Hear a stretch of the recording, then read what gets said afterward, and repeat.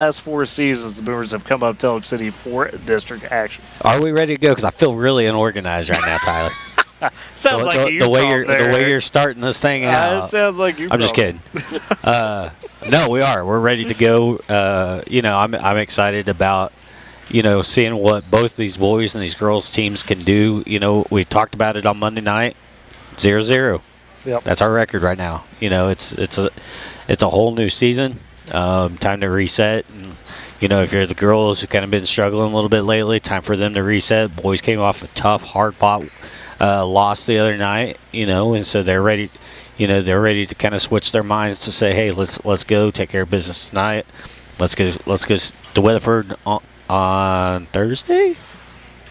Yeah, it'd be Thursday. Girls for sure would probably be Thursday. I can't remember the bracket. Boys would also be Thursday. And you get to that. I've looked at a lot of brackets lately. I want to set that up. Yeah, I've got the stack from 4A all the way down to B here for boys and girls. But for your 4A bracket, how it looks for this regional. So there's 4 districts in it. Obviously, you've got District 1's Cache Weatherford. That's going to be played tomorrow night. Woodward on both the boys and girls side would play either the winner or loser of that game, depending on how, of course, it goes tomorrow night. And then Clinton Kingfisher is District 2. That one also be played tomorrow night. And then you get District 3 and 4, which District 3, Manford and Cushing. Woodward, of course, District 4 here against Elk City. So those 4 districts will make up the Kingfisher Regionals. The sub-site would be Weatherford. And to your point, next week, should the Boomers win, they'd play at 6 and 7:30 in Weatherford. And then if they lose, it'd be a 1 and 2:30 set on Thursday in Weatherford. So, if you get split possibilities there, girls can play as early as 1, the boys as late as 7:30. It all depends on how things flow tonight. You're not eliminated if you lose tonight, but you definitely want to be able to help yourself get the win and give yourself a little breathing room when it comes to that regional. So for you fans who like to enjoy the casinos, if it happens, it's not very far to get to Clinton. So you can take care of business there, and yeah. Anyways, that's never a fun thing to have to do the split, and it's Weatherford. It's got that dirty blue and gray place down there, that Southwestern. You don't want to go hang out around there. Now you're on to the Southwestern. All that kind of fun stuff. But no, I'm just joking. So it's like you just want both teams to really kind of take care of business tonight and get it done, so you don't have to worry about that split. Just go back to back again against Weatherford. It'd be real nice. Because that's more than likely who's going to be. Yes, because you look at the Cache boys, by the way, only have 2 wins on the season. So that's going to be them all tonight or tomorrow night. The girls, a little bit better on the Cache side, so we'll see how that goes both. And I also got to thinking about, because the whole district, them not hosting district, that's where wrestling's at this weekend. Oh, okay. Wrestling regionals in Weatherford, so I think that also offset it. Okay. Yeah. That's probably more so than the basketball post as well. So good point on that. But anyways, that's how things would play again. Boomers would start next week in regionals. Regardless of how things go tonight, you're going to be in Weatherford on Thursday. Then the regional finishes up in Kingfisher on Friday and Saturday, and that's the main site host there. Don't forget your area host, should the Boomers be able to get that far, would be Stroud. That'd be another March one that's 6th like through the 8th. Another place that's not that exciting to go to. Look at you. I mean, if you go the right direction, you can go by Pops. Oh, there you go. Which that's kind of your neck of the woods anyways, but I mean, you're not that far out of Oklahoma City. I guess we can stay in Oklahoma City. But Stroud's not that exciting. Pops is interesting, though. Definitely. Been a long time. I forget about Pops. But let's look at, hey, it's been a while. Let's look at both these teams for the Woodward opponents tonight. Kind of a tale of 2 teams. The Elkettes of Elk City, 15-7 on the year. They're number 15 in 4A, and they've had some really good wins this season. They started 12-2 to begin the year, including a 44-38 home opening win against the Boomers way back at the start of the season. But over that stretch, they had wins over UConn, which is a ranked 6A school. Weatherford, of course, we know is really solid, and they almost upset Anadarko and Tuttle during that stretch. That garnered them some attention. But you get to the new year, you get to late January, for whatever reason, they wind up with a 4-game losing streak, albeit against high-ranking teams. But here's the interesting thing. The girls for Elk City closed out the regular season strong. 3 of the last 4 And a week ago, right here in this court in the Elk City Pioneer Center, they were able to upset Kingfisher 44-40. So it's a team that can really get it going. They've got a good mix of some upperclassmen. You're going to hear the name Abby Brown a lot tonight for Elk City. She's a senior, the forward, fantastic. First game against the Boomers on the season, she had 20 of their 40. 4 was really dynamic, hit 3 threes, and then factor in another senior in Ellis Sotilli who could be really steady in terms of scoring and add a lot defensively, and then some of the younger crowd went kids to Campbell Garbarino, who's a solid sophomore on this team. Lucy O'Hara, I mean, that's another one. So it's girls that have experience, and then it's relying on some of that youth in Elk City right now. Because of that reason, they're pretty dynamic, Eric, to deal with. Yeah, they are. We talked about how well the Boomers did for the most part that first time, but that also was the first time out on the floor for Elk City as well. They were kind of moving into what the Boomer boys have been this year.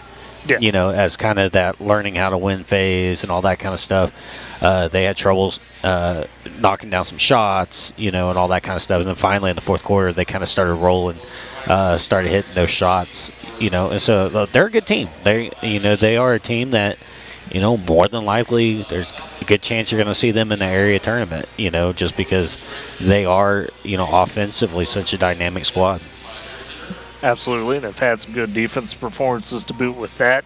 And, for the Woodward girls, man, it's a tough finish to the season when you start 9-5 and you wind up 10-11. And part of that, we've talked about multiple times, you face such a absolute gauntlet down the stretch of the season, man, things can stack up. So that being said, against Anadarko, I know the score wasn't quite what you had hoped, but we talked about it. It was an improved effort from the first time around against the Lady Warriors Monday night. Briley Douglas Fisher, man, she continues to play really strong down the stretch of the season, despite everything that's going on in terms of, you're facing some of those tough ranked teams. But you got to have more around her. Lexi Mendel has had some good point performances, Eric, but shooting-wise, the percentages aren't great, right? She's having to take a lot of shots to get those points. And then you look at like a Kaylee Mills, a Caitlin Kolb, a Taylor Floyd, Bailey Nelson. They've all had some good moments, but it just hasn't been game in, game out. It's been a little spread out. So is that kind of the goal tonight on the coaching side for the Boomers? Say, hey, girls, we got to come in, and it's got to be a 4-quarter effort all the way through from everybody. Yeah, and that's the thing is we need, we see it where, Briley will play well through a stretch, and then she starts to drop off, and then Lexi will jump in there and play, several minutes of really good basketball, and then it just kind of, you're in the playoffs, especially against a team like Elk City who's rolling right now. You need multiple people bringing it at the same time. There's none of this, well, we're going to feed it to them and let them take it and all that kind of stuff. No, everybody needs to be able to step up, kind of have that mentality of, we're just going to take care of the business no matter what. Doesn't matter who has it as long as the ball goes through the hoop. As long as we get a stop on defense, then that's the most important thing. So there needs to, you got to play with the team, but you got to have a little bit of selfishness too. Yeah. And you're gonna have to play a clean game against a team like Elk City. Not only is it a matter of kind of where they're at skill wise, I guess you could say, kind of because to use a soccer term, we are kind of outclassed by what Elk City is as far as their talent, things like that. But you also got a depth. They've got more depth on their bench than we have on our bench. And so you just got to kind of go out there and say we're going to bring it. Absolutely, for sure. And, look at the series history when it comes to the districts over the last few years. Talked about, of course, this is 3 in the last 4 now. Woodward's come up here for your district championship games. The girls have split. Last time Woodward was up here, they lost one. They probably felt like they shouldn't. Those that were around, you remember that pretty vividly, where the Boomers were just off that night, turned around, ran through regionals, able to get to area off that, kind of going through the regional bracket. The consolation side, and then they had won one a few years back where maybe upset Elk City, if you will, but then couldn't capitalize on that down the stretch the rest of the way. So it's it's a coin toss of what this game could do for you. Yes, you want the momentum, but we've seen the Woodward girls also fall in this game and turn around and use that for good momentum in the regional and onward. So it's kind of, like I said, you want to win, but at the same time, I guess the big point is you want to come out and at least play with some confidence, and regardless of win or loss tonight, be able to say, look, you competed with a good Elk City team, I think is the big thing. Yeah, and especially when you kind of been struggling too. If you go out there and you can still compete well and you lose the game, you can use that as kind of build some momentum, as far as, hey, we went out there, we fought, we gave it everything, we know we can do some stuff. Let's go, go shock some people next week in Weatherford and Kingfisher.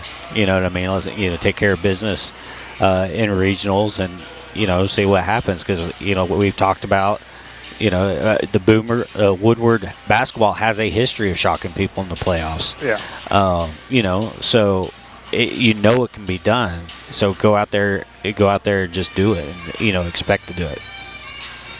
And on the boys' side, it's a completely different matchup. The Elk City girls, you could argue, had the big momentum coming into tonight. It's all the Woodward boys in terms of that momentum tonight compared to the Elks. Obviously, Woodward fell on senior night. Tough one to Anadarko. Ended that 12-game winning streak, but you could glean, hey, you were right there with the top 5 team in Class 3A, who's also been a dominant team in 4A the last few years when they've been there. And on top of that, the Elk City boys come to this one at 2-19. They have lost 13 straight games. Yeah, so, they've had a tough stretch, and they made a coaching change, or they had a coaching. I don't say they made it. They had a coaching change last year. Yeah. And he's kind of come in here and kind of said, hey, we're gonna play, base within my culture. When they had some guys quit, they had some injury issues, things like that. Yeah. But he's a good coach. He's gonna get things done. And I look at the Boomer boys and what they did against Anadarko, and we say, yeah, they're a top 5 team in 3A. But that was a top 5 team 3 weeks ago. Because they don't, once they come out with a district, yeah. They don't do any more rankings, which is incredibly annoying on the media side, anyways. Yeah. The only reason why they do rankings is to decide districts and things like that, really. And I think they're a better team than a top 5 team in 3A. I think they're they're up there among, probably the top 3. Well, and depending on who you talk to, they're getting mentioned with the likes of, Millwood right there as being legit contenders for the state championship. And, I mean, we can't heap enough praise on what that Anadarko team is. Those 5 seniors, good bench. That is a complete unit. So you took them to the wire on senior night. So, yeah, it sucks to end that 12-game winning streak, but at the same time, you got to feel supremely confident that, hey, you hung with some of the best of them. Now, for this matchup, the big thing, I guess, is for the Boomers to not get lazy tonight. I mean, you look at the 2 matchups previously on the season. Yes, they were at the beginning of the year, so you can say Elk City maybe has improved down the stretch a little bit. I'll get to that in a minute. The 2 wins for the Boomers against Elk City, margins of 32 and 42 in terms of those wins. Kate Gaines, 19 and 25 in those wins. Carter Reed, Gage Hutchins doing their thing, double-digit scoring efforts. And oddly enough, the Boomers have also kind of owned this matchup when it comes to the districts itself the last couple of years. Obviously, in Weatherford last year, you fall in that district, but you go before that, the Boomers won 2 straight district titles against Elk City here. So they've had the edge there. It would make the 3rd time in 4 years that you would beat Elk City for a district title, which would be, solid if you're the Boomers. And, talk about the Elk City stretch of those 13 straight losses. Last one, a win against Altus back on January 3rd. Then after that losing streak, they've had to play some good competition. And here's kind of the most telling stat. They have not had a single loss in that stretch that's been by single digits. Lost by 10 twice, but other than that, it has been some big differences. So, I guess, like I said, you don't want to get lazy. They're going to have some good players, when you look at it.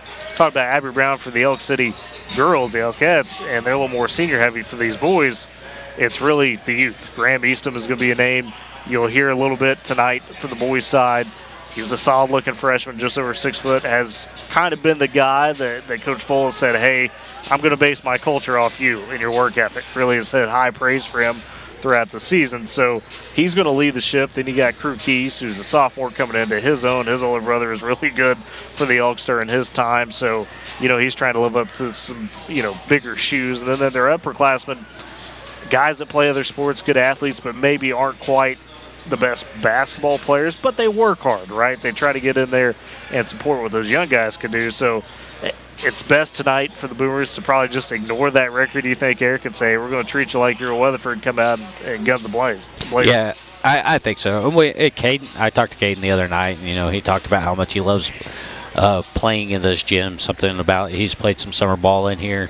In fact, going into his 8th grade year, he stepped in and played with the high school team at team camp and played very well against varsity teams going into his 8th grade year in this building.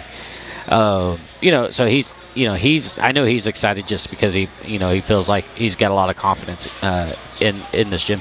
But I think about when we played Elk City in the Winter Classic, and it was kind of a sloppy game, for a while. They kind of were frustrating the Boomers, a lot. Fortunately, come fourth quarter, that the strength that the Boomers have and the depth that the Boomers have kind of overcame some of that early frustration. But they play Caden really well in that for the most part. And wasn't that one of his 19-point games? Yes. Yeah. He only had 19 points. A lot of those at the free throw line. He had trouble making shots in that game against Elk City because they did a good job of frustrating him. And they kind of locked in on him, and other people stepped up. And that's kind of the reason why the Boomers have done so well this year, is because multiple people can step up in multiple games. But I think you said it perfectly. Is you can't take time off. You can't just kind of look at this team and say, we're going to play our starters for 2.5 quarters, and then it's going to be everybody else. You got to go out there and take care of business, and make it that way at the end of the half, where you're saying, hey, you're going to go out there for 2 minutes each quarter. That's all you're playing as a starter, because you went out there and you took care of business. As far as knowing that you're the better team, and kind of establishing that, and kind of saying, telling Weatherford, hey, watch out, we're coming. Right. And to your point on that, we've heard Coach Gaines talk about in some of those matchups, telling the guys, hey, look, we know we're the better team, right? So go out and execute to that level. Give your other guys some opportunities to get in there, be able to earn yourself that rest. She's not saying, hey, be lackadaisical. She's saying, hey, go earn that type of victory, because it's sports. Yeah. It doesn't matter, man. It can be any given day. And it's funny I say this, because I was on the, I spent a season on the losing end of varsity, where we were getting our butts kicked night in and night out. It was not. We played one of the toughest schedules in Class A at the time. Among some of the teams we played, but it was hard. But I am one of those that, hey, you go out there, you beat the team by 50, 60, 70 points. Because it's still their job to stop you. Even if you're, the 5-5 comes in there, or Crosby's getting in there, Grayson Roach is getting in there, and they're putting the points on. Just keep going. Don't slow down. Because it's only going to make them better in the long run. And I'm sorry, but you're still got to make the other team's going to have to get better too. Yeah. And if they're going up against the best you can give them at all times, so. If I'm the Boomers, I go out there and I try to put it on them. You don't want to lose any kind of momentum that you have, because if you take a game off, essentially, then you're going into Weatherford. Yeah. Essentially not playing basketball for a week and a half. And that's the point I was exactly about to make. The biggest deal tonight for that, and it applies for the girls too, regardless if you win or lose, you want to be as sharp as you can for what is going to be a real tough start to that regional should you win against Weatherford. Right. Because those Eagles are going to be ready. Yes, absolutely. And I think, and here's the deal, people. Weatherford's really good, and they've got 4 seniors who want to go out on top. Yeah. So who have been denied that opportunity the last couple of years, come up a little short. Right. And so, they're hungry.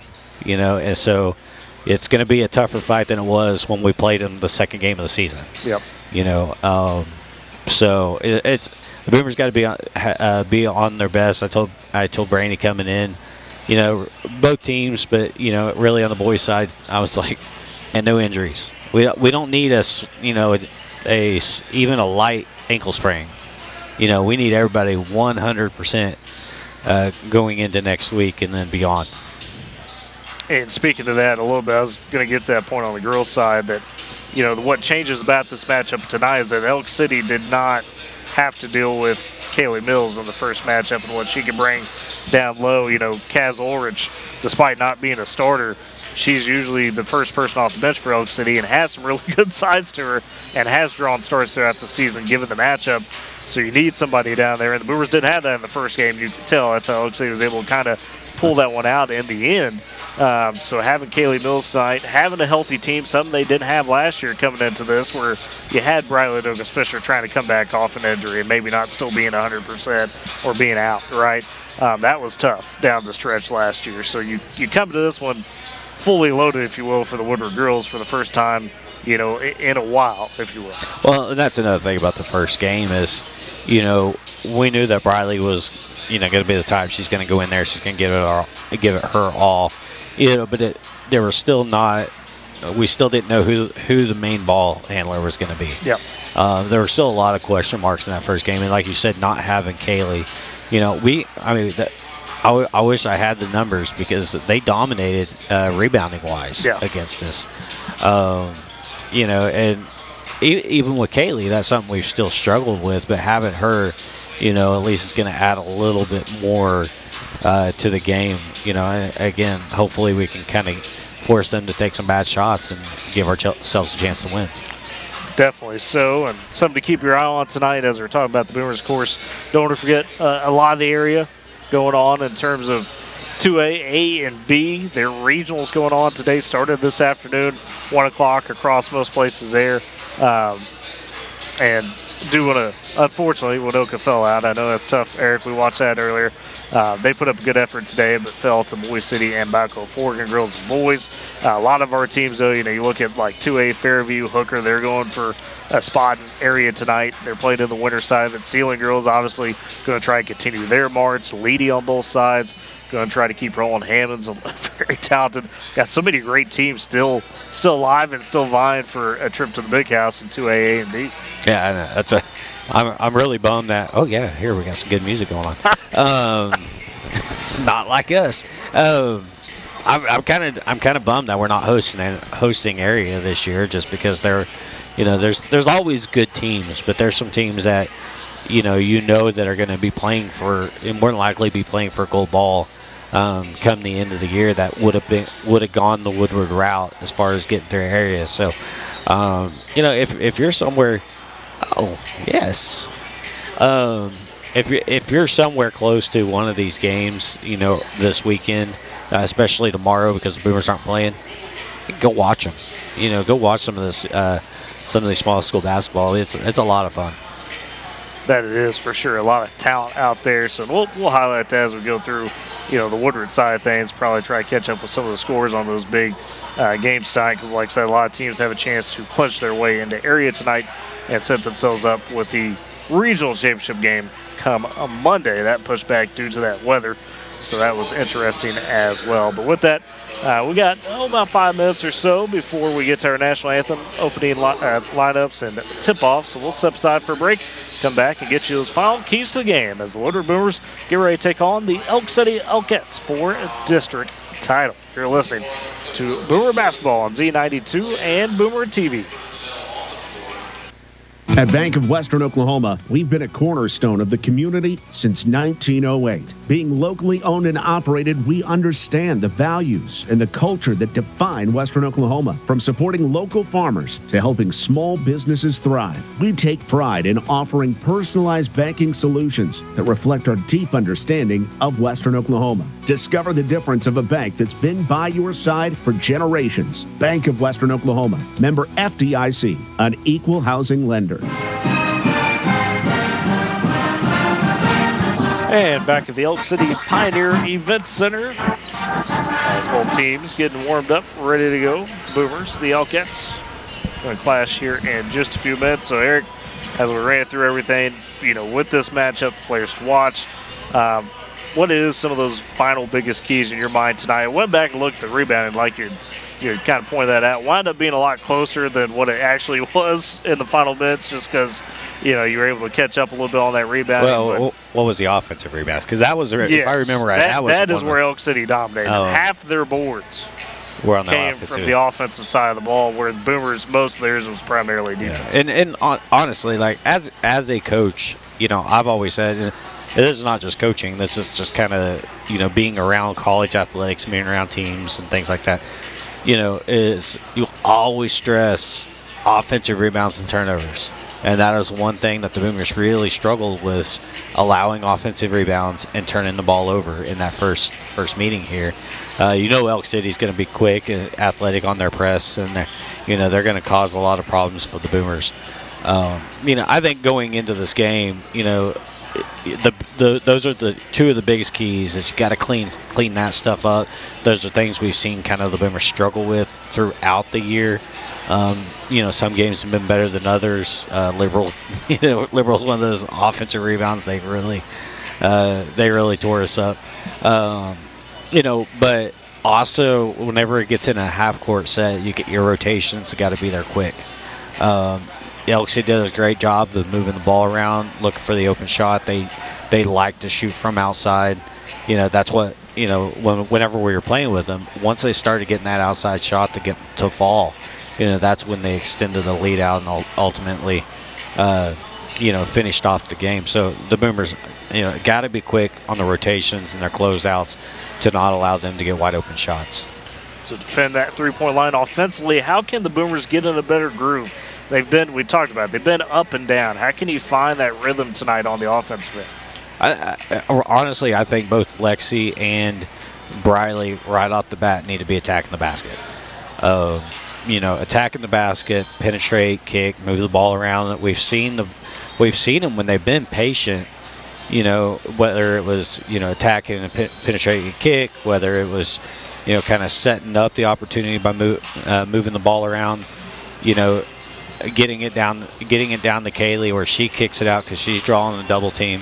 When the Boomers have been patient, they've been able to convert a lot of times in the half-court set. So, I think that's the big thing for them is they just need to play clean basketball tonight, on both ends of the floor. To play that clean game for the Boomers. The expected starting lineup tonight looks to be Lexi Mendel, Taylor Floyd, Briley Douglas Fisher, Bailey Nelson, and Kaylee Mills. So pretty close to what we've been seeing pretty much the second half of the season for Elk City. The expected lineup to be Campbell Garbarino, Lucy O'Hara, Ella Sotilli, Kylie Coffey, and Abby Brown. Mentioned Kaz Ulrich. She's the first off the bench. Usually for Elk City, a bit more size. She started against the Boomers the first time around, so I'm curious to see if Coach Sean Ham says, hey, she's got that size, we'll put her in the lineup tonight. That'll be something to watch. Yeah, absolutely. By the way, Tyler, I just had some PTSD flashback when you made me call the second half of that game down here. It all just kind of run. Whenever I heard Gabarino's name, it all just like whoa. So thanks, Tyler. I appreciate that. We mentioned Brown with 20. Gabarino was also solid with her 8. So it had some of those big shots down the stretch. I just remember having trouble saying her name and like blanking out and staring at the roster. So it happens to the best of us. Good crowd on hand for the Boomers tonight. Decently traveling. Of course, Elk City going to bring their crowd. The Boomers going to be in the road black uniforms tonight with the gold trimming. Elk City will be in their home white and brown unis for the Elkettes. So again, our plane of Oklahoma. Chance for all these teams and all classes trying to push for that last trip to the big house before it is taken down, if you will. So a lot on the line for some of these teams. So turn it over for the national anthem. We have the singing of our national anthem tonight being performed by 2024 high school all-state choir members, senior Lexi Snyder and junior Luke Friesen.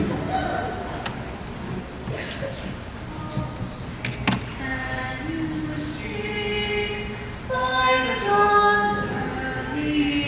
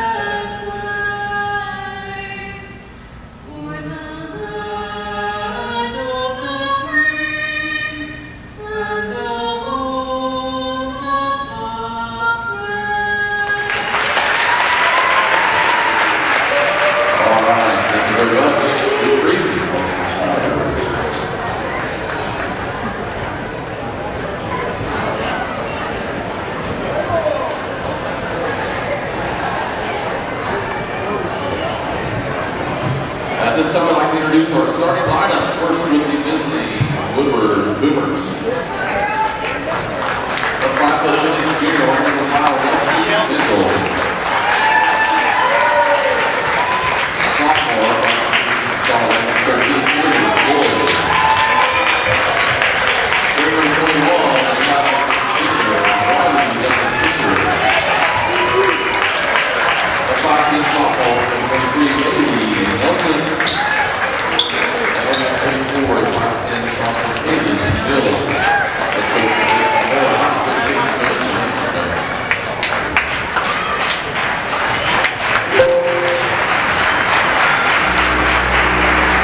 and now, the starting lineup for your Red City Wildcats.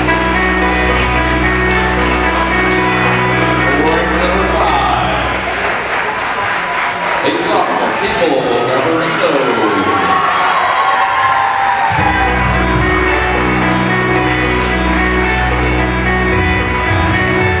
Wearing number 10, a sophomore, Lucy O'Hara. Junior, wearing number 11, Kazoid. A senior, wearing number 22, Ellison Denny. And with number 30, a senior, Abby Brown. So there's your starting lineups for both squads. For the Boomers, the 5 we expected: Lexi Mitchell, Taylor Floyd, Bradley Douglas Fisher, Bailey Nelson, and Kaylee Mills. And for Elk City, did make that switch we were talking about. No Kylie Coffey in lineup. It is Kaz Ulrich getting the start, as well as Campbell Garbarino, Lucy O'Hara, Ella Sotilli, and Abby Brown, the 5 for the Elkettes. I really wonder if Kaz Ulrich is not or if she's native to Elk City.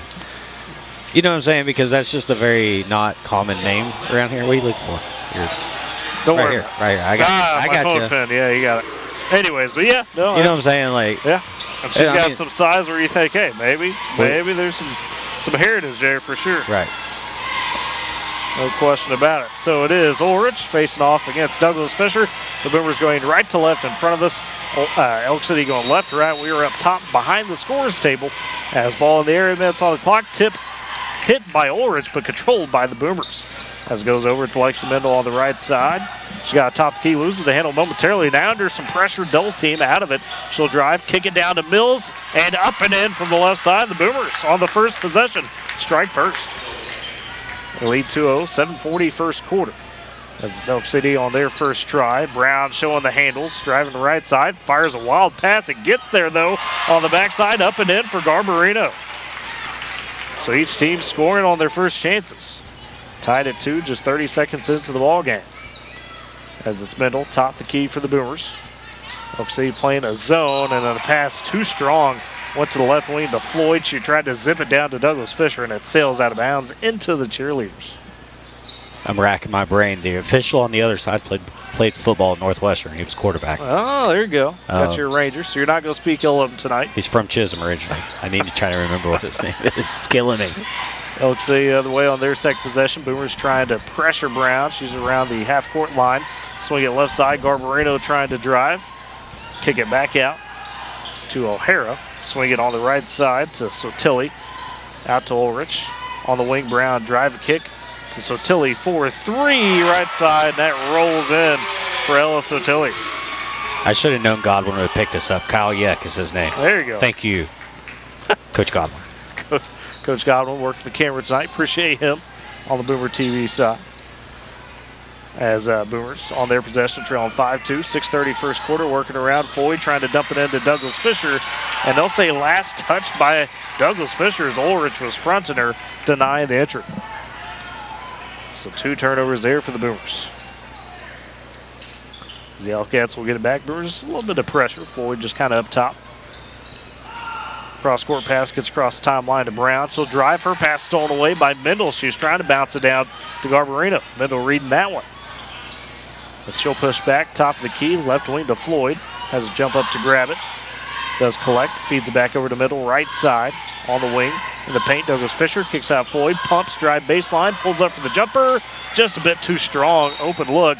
The rebound poked out of bounds by Elk City, they say. It'll stay Boomer possession as they trail 5-2, 5:58 first quarter. And it's Floyd, the inbounder, beneath the left block on the baseline. Goes out to the wing, Douglas Fisher in the corner, Mendel. Thinks about the shot instead. Dribbles around the top, swings it to Nelson right side. And she wants to get it down to Mills on the baseline, but that's poked out of bounds, again, by the Elkettes. So it remains Boomer ball. This time, Floyd, the inbounder, beneath the three-point line on the right side. Zips it in the middle, gets deep underneath, up and in for the basket, and a foul. It's an 8-1 for Lexi Mendel. Her first points of the game. She just crawled underneath the basket, essentially on that baseline, and took advantage of it there. I like the play. I like the play design because they actually used Mills as kind of a decoy. She was doing everything that she could to get everybody's attention, thinking it was going to go to her. And Lexi cut to the basket and was able to get that layup. And she completes the free throw as well, so it's 5-all. 5:40 first quarter. Boomer's trying to hang in there. Quickly, Oak City the way, pass a bit too high for Garbarino. Stolen away by Mendel. And then her pass batted. Ulrich able to take it. It was batted by Brown. They feed it ahead to her, and then she travels as she was trying to bounce it over to O'Hara. Boomers got back just enough to force that mistake. Yeah, that's what I was talking about as far as being quick on the defensive side and kind of moving your feet, things like that. And that's not in a half-court rotation set, but they did a great job of recovering and forcing a turnover. Nelson right wing, feeds the elbow. Douglas Fisher zips it down to Mills, who got open on the baseline, up and in from the right side off the glass. Kaylee Mills with 4 to start. The Boomers have their first lead their second lead, at 7-5. And now Brown a little behind the back pass on her drive to the left baseline to Ulrich, but Ulrich just calmly working it back out to Garbarino on the wing. Trying to drive. Douglas Fisher challenges her and takes it away. So Briley able to get a steal. 4:50 first quarter. Boomers lead 7-5 on the attack. It's Floyd on the high right wing. Free throw line, Douglas Fisher. She's double teamed. Gets it down to Mills. And then she gets pressure and it's poked away from her by Oak City. But you see early, we talked about not having Mills in the first game. Boomers working to get it down low here. Yeah, they're definitely, doing everything they can. Like I said, they even use her as a decoy at one point. And now on the inbounds, Douglas Fisher gets it on the right elbow, tries to drive. She's fouled, put up the shot. Shot wasn't even close, but she'll go to the free throw line for 2 free throws. So, no, I think it looks like they're going to call this never mind, on the floor. Okay. I thought they had signal shots, so they'll keep it on the floor. That foul on Brown, though, her first. As Boomers out of the inbounds, Mendel takes the left wing 3. It's an air ball, but Nelson on the backside trying to clean it up. Her shot too strong as well. Elk City able to take it the other way. Brown across the timeline. 4:30 in the first quarter. She'll check it up a little bit. Goes right side to O'Hara. Back to Brown. High left wing. Now she wants the attack into the paint. Bounces it down to Ulrich, but Boomer's able to get a hand on it and poke it away before it got to Ulrich on the right block. So the inbounder now, Sotilli, beneath the right block for Elk City. She's looking, scanning, goes up top to O'Hara. She's guarded by Nelson. O'Hara trying to attack, spins in the paint, tries to feed it to Ulrich. That's batted, but she's able to collect it back. Out to Garbarino, a 3 left wing, high, Rainbow, too strong off the back iron. Rebound pulled down by Mendel. She'll flip it ahead to Floyd, zips it down to Douglas Fisher, an easy layup from the left side. Briley on the board with 2 after a strong senior night with 17. She's been the leading scorer this season, well over 15 points a game. 9-5, Boomers lead, 3:50 first quarter. As another turnover by Elk City. Garbarino tried to get it back out on the wing, stolen away by Nelson to Floyd, and then she traveled trying to feed it back to Nelson as she was getting cut off in transition. So Boomers have I know they haven't capitalized, Eric, off those as much, but they've been able to make Elk City be a little sloppy so far. Yeah, and that's the thing. You still got to capitalize. But they're doing a great job of not really allowing Elk City to get good, clean looks. Even Garbarino's shot, even though it technically was a wide open shot, she rushed it. So, and Garbarino this time drives off the quick pressure, misses, but able to get the rebound and feed it right back behind her, and a bucket for Kylie Coffey, who's freshly into the ball game. Coffey able to get that one. She makes it 9-7. Boomers still leading as they've got it the other way, deep right corner with Mills. Has pass over to Mendel, left wing in the corner. Nelson tees up the shot. A little short underneath, though. Douglas Fisher on the board. The putback, she's fouled. Shot short But Briley back to the free throw line. Or to the free throw line, I should say. Tried to give her the free throw line the last time. And they'll get Sotilli for her second. And already Elk City with 3 fouls in this first quarter. Boomers lead 10-7 now as Douglas Fisher makes the first free throw. 3:15 left in the frame. The Boomers doing a great job of giving themselves opportunities as far as moving the ball and getting some open shots. They've just had not been getting set very well and squared to the basket, but hopefully they'll kind of settle down in that area. Second shot for Douglas Fisher, good. Makes it 11-7. 3:05 first quarter. Elk City the other way, breaking the Boomer pressure as Brown takes it down the right side. Cut off in the corner, but a crossover on Mills. Drives all the way baseline, zips it out to Blakely. Ball in the left corner. She drives, kicks back to Brown, a quick pull-up three, and it goes for Abby Brown. That's her first basket. She makes it a 1-point game, 11-10. Had 20 the last time against Woodward. As right wing, it's Floyd for the Boomers. Baseline to Mills, out to the left side to Mendel high on the wing. Free throw line back to Mills in the corner. Nelson thinks about the shot. Instead, kicks it back over to Floyd, high right side. She has to pick up her dribble. Now needs some help. Finds Douglas Fisher right elbow. She'll square up, take the shot, and that rattles in. Riley hits one. 6 points for her of the Boomer 13 as they lead 13-10, 2:20 first quarter. The Elkettes down the left side with ball being pressured. Tried to pass it to Garbarino. Poked away by Douglas Fisher and Mills. Floyd able to get it, and then she's tied up for the jump ball and possession arrow right back to Elk City. To generate the steal, but the jump ball gives it back to the Elkettes. It's on the far side, the inbounder Coffey. She'll send in the backcourt to Brown. So we're close to 2:10 left first quarter. Boomers lead 13-10. Right side goes to Coffey on the wing, gets a screen from Brown, dribbles it, hands it off to Ball, top of the key, who feeds it right back to Brown. Brown trying to size up Taylor Floyd. Step back three from the wing, too strong. Rebound slapped around. Finally, Mills able to corral it for the Boomers. As they'll push back the other way. Mendel jogging across the timeline after taking the handoff from Mills in the backcourt. Left wing to Floyd. She sends it back over to Mendel. Thinks about the shot. Instead, stops top of the key, kicks in the corner to Nelson. Calmly down on the baseline to Douglas Fisher. Cross court left side to Floyd for three, and she hit it. Taylor Floyd, her first basket, makes it 16-10. The Boomers widening their advantage down to minute 25 in the first quarter. As Elk City in the backcourt, Ball able to get it ahead to Garbarino, high left wing. Dribbles out of the double team, trying to kick it over the left corner, and misses Brown high on the pass. And it's another turnover for Elk City. Sloppy first quarter for the Elkettes. On that last offensive possession for the Boomers on that Floyd three-point shot, again, they use Mills where she curls around. It looks like they're going to dump it off to Mills, and all of a sudden they go over the top to a wide-open Floyd. So Boomers leading 16-10 with possession down to minute 5 in the first quarter. Mendel has a high right side. Getting through some pressure, a double team in the corner. Nelson thinks about the shot. Then she tries to take off, but got the defender in the air. That was Ball fouling her. That's why you never leave your feet on a shot. Is you could either kind of come down if they pull it in and take off, or you can go into them on the shot, and they're shooting three right there. Just stay on your feet. On the inbounds, it's Mendel over to Nelson, back to Mendel, cross court. Nelson, left wing, sees some pressure coming, bounces it to Mills on the baseline. Then that's slapped away almost. It was slapped away from Mills by Brown, who almost was able to come up with the steal. Instead, it went into the Elk City bench. 48 seconds remains first quarter. Boomers lead 16-10 in this opening frame. And then a travel, they say, on the inbounds. Yeah. Floyd had got it, and tight on her was Coffey, and she kind of slid her foot. She as she ran over, momentum of her body just kind of pulled her away. She wasn't able to keep that foot on the ground. So it's a turnover for the Boomers. Back to the Elkettes. They go high left wing to Brown. She'll attack, has a stop, and then she travels. The Boomers got in front of her, doing a really good job again. I mean, yeah, she had that three, but every time she's attacking Eric, the Boomers are getting in her face. Yeah, and that's exactly what we've talked about a lot, where as far as a lot of times, defenders will play running next to the person with the ball.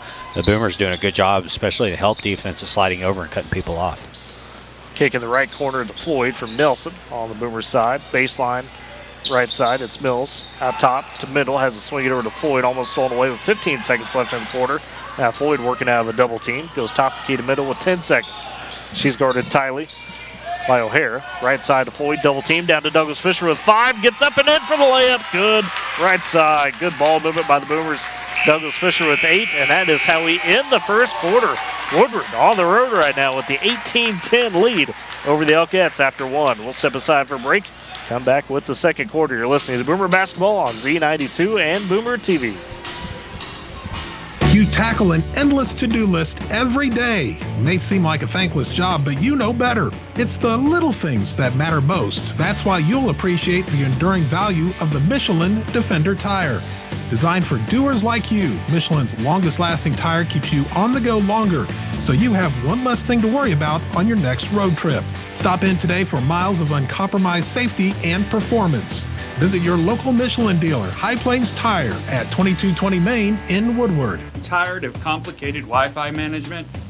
Go Pioneer Smart Wi-Fi makes it easy. With Go Pioneer Smart Wi-Fi, you can set your Wi-Fi password, view all your connected devices, and even run speed tests all from your phone. Need to set up parental controls? No problem. Simple, smart, secure. Stay connected and in control with Go Pioneer Smart Wi-Fi. Visit GoPioneer.com to learn more.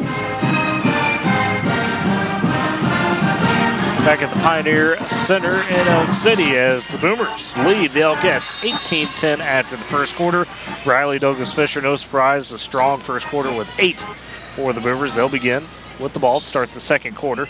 Mendel, top the key, left wing to Floyd. They'll swing it back around to Nelson. The quarter, Mendel takes it right side, dumps it down to Douglas Fisher. Has Ulrich on her, doesn't like it, backs it out. Mendel will drive, right elbow, the jumper, just a little strong. Rebound fought for, they'll say poked out of bounds by Elk City. So it'll stay Boomer possession. It's a lead, 18-10, 7:42 left in the first half. Floyd, the inbounder, deep right side near the three-point line, gives it to Mendel. She'll dribble up top the key and then feed it over to Nelson. Bounces it to Douglas Fisher in the corner. Back up to Mendel, top the key. She's picked up there. Swing it over to Mills on the baseline left side. And just working back out. Boomers reset again. Right side, it's Nelson. Dribbling up to the wing, and then she's picked up her dribble. Needs some help now trying to get rid of it. And it's a 5-second call, or do they call timeout? It is a timeout granted to Coach Lacey Moore. It's actually the first timeout of this game. No timeouts in that first quarter, oddly enough. Great Plains Bank, Heritage Trust, Respect. Those are the things that make Great Plains Bank great. With deep roots across Oklahoma and Texas, they are in touch with communities in which their customers live and work. Compass Athletics, from sports equipment to championship trophies and everything in between. Visit them 2024 Main Street, Woodward, or call 580-256-7045. Compass Athletics and Great Plains Bank, powering Boomer Sports this season. So Coach Moore burning that timeout. Probably a smart one, Eric. You're in a little bit of a tough situation there on that possession. So, yeah, and there's honestly, there's no need to necessarily you've got timeouts to, I don't want to say timeouts to give, but you didn't have to use one in the first quarter. Yep. And so why waste a turnover and try to Elk City start rolling when you kind of try to slow everything down a little bit, work the ball around. As they do, out of the timeout, Floyd, right wing three, just a bit off the mark, and a foul, they say, underneath on the Boomers on the loose ball, and they get Douglas Fisher. So that'd be Briley's first. That'll be the first team foul of the second quarter. So it's the Elkett possession. As they'll swing it over to Brown, right side. She fires ahead of Garbarino, and a good job by Mendel to get back and take away a pass that was intended for Ulrich to knock it out of bounds. Good ball movement by Elk City. They were breaking the press. And the ball wasn't touching the floor. That thing was rapid fire. It's now beneath the left block. The inbound for Elk City, and they got a foul, an offensive foul underneath, away from the ball. And they'll get Garbarino on a push. So Elk City wasting that possession as well. I've been impressed with this officiating crew so far tonight. I think for the most part, everything has been there, and they're calling it tight both ways. Really paying attention to stuff. So good job. Boomers the other way, right wing. Mendel thinks about a three, takes it. It's an air ball, but Mills underneath, cleans it up, gets the and one. She's got 6, and will go to the line for a 7th. And the Boomers lead by 10, 20-10. And they will get the second on Abby Brown, so that's big for Coach Ham. Well, if you remember, she did foul out with like 4 minutes to go in the fourth quarter. That's true. In that first one. And Mills sinks the free throw. She's got 7. Going with Douglas Fisher's 8, so they've combined for 15 of the 21. Gets the other way. Right side, it's O'Hara. Swings back over to Coffey, left wing. She's guarded tightly by Nelson. Give it over to Brown, right side. Coffey tries to zip it into Ulrich. Catches, turns around. The little floater in the lane. Too strong off the back iron. Douglas Fisher with the board. Able to work it over to Mendel. Ahead to Nelson, who gets it to Mills. She'll just calmly flip it back to Douglas Fisher across the timeline. As they get it to Mendel, top key. Her pass so batted by O'Hara. Now has to chase it down. She's on the floor for it. And they'll say jump ball. And possession error goes to Elk City. The Elk crowd want to travel on Mendel as she kind of had the ball and then flipped over. So maybe close there. Either way, the Elks get the possession. 6:05 left in the half. Boomers lead 21-10. Gabarino, right baseline, kicks it out 4-3. Coffey dead off the back iron. Rebound taken by Douglas Fisher underneath for the Boomers. As they'll push back with Mendel down the right side. Across the timeline, goes left wing to Nelson. She'll dribble up top. Feed back over to Douglas Fisher on the wing, cross court. Mendel swinging around the perimeter again to Douglas Fisher. Free throw line to Floyd. Gets it down to Mills. She is triple teamed. Dribbles out of it. Now tries to spin and traveled. Kaylee there doing just a bit much. Didn't realize maybe she had that triple team on her. Yeah, I like the thought process of, hey, I'm going to try to attack here, but she didn't realize she had really essentially 3 girls down there and had a couple girls wide open. It's Brown the other way for the Hellcats. Ooh, tough screen by Ulrich as Douglas Fisher ran into that. Top the key, Garbarino takes the pass. She'll drive her layup too wild to fight for the rebound. And I'll say poked out of bounds by Ulrich. So it's Boomer possession. Garbarino, an unusual miss from that close. Had a good look at it. Boomers the other way, trying to break some of the Elk City pressure as they do. Work it over to Nelson, right side. Down in the paint, Mills trying to go for the shot. I think the Boomers got away with it. Yeah, that looked like a block by Ulrich, but they called the foul on the shot, so it sends Mills to the line for 2 free throws. Oh, man. So Ulrich picks up that foul. That's her first. And Mills at the free throw line, sinks the first one. She's got 8. Great job by the Boomers getting the ball down the floor, constantly looking up the floor to, try to, he had to even have that opportunity underneath the basket. Second free throw rattles around and falls for Mills. She's got the team lead with 9 points, and the Boomers lead by 13, 23-10 with 5 minutes left in the half. It's Brown on the right side for the Elkettes. Drive, step back jumper from the baseline, too strong. Ulrich rebound, a putback that's off. And then they say a foul on Ulrich on the loose ball. So she's got her second very quickly. And that's already the 4th team foul of the quarter for Elk City with 4:53 left in the half. Honestly, the Boomers aren't doing, really much different than what they did the first time around. They're executing overall much more efficiently and, getting the job done.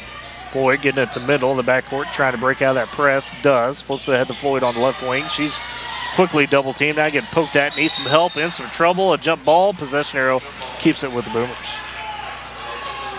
Elk City did that in the first matchup really well in that second half where they caught Woodward essentially in the phone booth multiple times. As it's Floyd inbounding in front of the Elk City bench, goes to Douglas Fisher, tries to zip it down to Mills, pass batted. Mills able to retrieve it, but now she's in the deep corner. Bounces off the Elk City player. Floyd catches it, drives, kicks out to Mendel, right wing. Over to Douglas Fisher straight away for 3. A little strong, but the backside rebound by Floyd. Puts it back up, and she is fouled. Boomers working hard right now. I'll say this, the ball is kind of bouncing the Boomers' way several times even on that. Just that sequence right there where Kaylee was trying to throw it off a girl, completely missed her, but went right to Taylor. And, the Boomers, again, overall, just doing a great job moving the ball. Maybe took one extra pass that didn't need to. Lexi passed up a wide open shot, but still, we get points on the board. And Floyd makes both free throws, so it's a 15-point advantage for Woodward. 25-10 with 4:25 left in the half. Floyd with 5. As the other way, and then O'Hara just dribbles it off her own foot. Goes right to Floyd, feeds ahead to Nelson, but then she's poked at from behind, and Elk City gets it right back. As those ball on the steal to Brown. She'll drive down the right side. The tough layup missed it a little short. Mills just played it straight up. Good defense. Got the rebound. There's something to watch, though. Boomers have not subbed yet tonight. That's right. Bindle get it all the way down to Douglas Fisher in transition, and another layup good. Riley with 10, and the Boomers lead by 17. 27-10 with 3:58 left in the half. I am not believing what I'm seeing. And a timeout taken by Elk City. R5 customer embroidery. When you work with R5, you can count on a quick, fun, and enjoyable process with results that consistently exceed expectations. Go chat with your screen printers about customized apparel. 817 Main Street in Woodward or 580-256-3579. And Western Direct 1021 Oklahoma Avenue in Woodward. They've got a friendly and caring staff in the drive-thru window. That is awfully convenient. Excellent service. 580-256-5586. And Eric, I say I'm surprised, not because I didn't think the Boomers could compete, but you couldn't dream up much of a better start than this for Woodward. Yeah, and honestly, you know, you don't want to say the Boomers going to give away the cushion that they have, you know, but like I said, we hadn't even subbed yet. Yeah. You know, so eventually this is probably going to slow down. It's just hopefully what they've done here early in the first half is going to kind of benefit them long term. As Elk City out of the timeout with possession, Garbarino pushing down the right side, gets the baseline, kicks out. Coffee for three, left corner. That rims out. Flying in for the board is Mendel. She'll rip it away, feeds it to Nelson, who flips it ahead to Mills. One-on-one with Brown, steps past her, the runner too strong. Douglas Fisher, the follow-through, gets the rebound and draws the foul again. Shot no good, but it's Riley Douglas Fisher back to the free throw line. And the third foul now on Abby Brown. That is huge. And the first free throw from Riley goes. She's got 11. She was highlighted by Prep Hoops Oklahoma on the girls' side as one of the players to watch in 4A Area 1.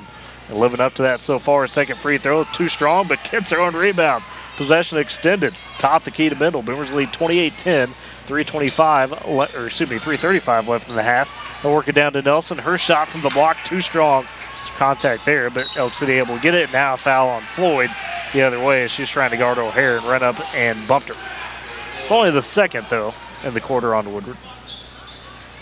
Yeah, you don't want to give Elk City any kind of momentum here going into halftime. Definitely not. Boy, it's not there. O'Hare on the right side. Had Garbarino open on the left baseline and just threw it well high of her. It's been that type of first half for the Elkettes. Some unforced errors. As it's Mendel in the backcourt, feeding it ahead. They get Douglas Fisher and find a wide open Floyd on the backside for the layup. Elk City sold out up top on the coverage, and Floyd just snuck in. She's got 7, and the Boomers lead by 20. 30-10 to now steal. Douglas Fisher pokes one away. Nelson picks it up, and the Boomers heading the other way again. Her pass, though, Nelson's pass to Mendel, batted away by Garbarino. O'Hare picks up, back to Garbarino. The running layup, too strong, just blew it. This is incredible. Rebound taken by Mendel. Ahead to Mills. She gets cross timeline transition. Now pushes, drives, kicks over to Nelson for the three. Left side, too strong. Rebound down to Sotilli for Elk City. 2:40 left in the half. Boomers lead 30-10. O'Hara driving. She'll kick out to Coffee. Or excuse me, that's yes, it is Coffee. Drives, draws the foul in the paint on the shot, and it'll be Kylie Coffee going to the free throw line. Yeah, they're going to give Riley that foul. Of course, I don't think she made contact, but that was one of those where, again, you swipe at it, you know, and they visually, it's one of those cues for the officials. And the first free throw for Coffee missed. Right now, the Boomers are winning the second quarter 12-0. Elk City has not put a basket in the second quarter, and we're down to 2:34 left. Second free throw for Coffee. That one goes. Breaks the drought for the Elkettes. She's got 3. So now the Boomers lead 30-11. Inbounds for Mendel. Gets it to Floyd. Breaking the pressure again. Zip over to Kaylin Culp, who subbed in the ball game from Douglas Fisher for a layup too strong from the right side. Rebound taken by Elk City. So Culp the first sub for the Boomers tonight as she took out Nelson. And now O'Hare trying to drive from the right side for Elk City. Culp tried to play her straight up underneath, but they called the foul on the attempt from O'Hare. Yeah, I think that foul, they were just saying that Culp got over there just a split second too late as far as she didn't have her position established. And so it's O'Hare at the line again. First free throw, rims out. They're gassed. Elk City is gassed right now. Meanwhile, the Boomers look fresh, and they've only subbed one time. Yeah. It's impressive. It's crazy. Second free throw for O'Hara goes. So she's got her first point. 30-12, Boomers lead in second quarter. 2:10 left in the half. Trying to break the pressure. Mendel fouled about half court. As coming up to try to guard her was Coffee and bumped her. And so I'll send Mendel to the free throw line because that's foul number 7 in the quarter on Elk City. It had been well in the bonus. Excuse me, that was not Coffee. That was the first action tonight for. They put 33 on the board. I think they got 30. Oh, Abby Harrell, excuse me, the senior. So it'll be Abby Harrell picking up the foul. So the free throw for Mendel. First one falls. She's got 4. And honestly, this has been, through the first, 16 minutes or whatever we have here. This is probably the most poised we've seen this Boomer team this year. Second free throw for Mendel misses. Too strong.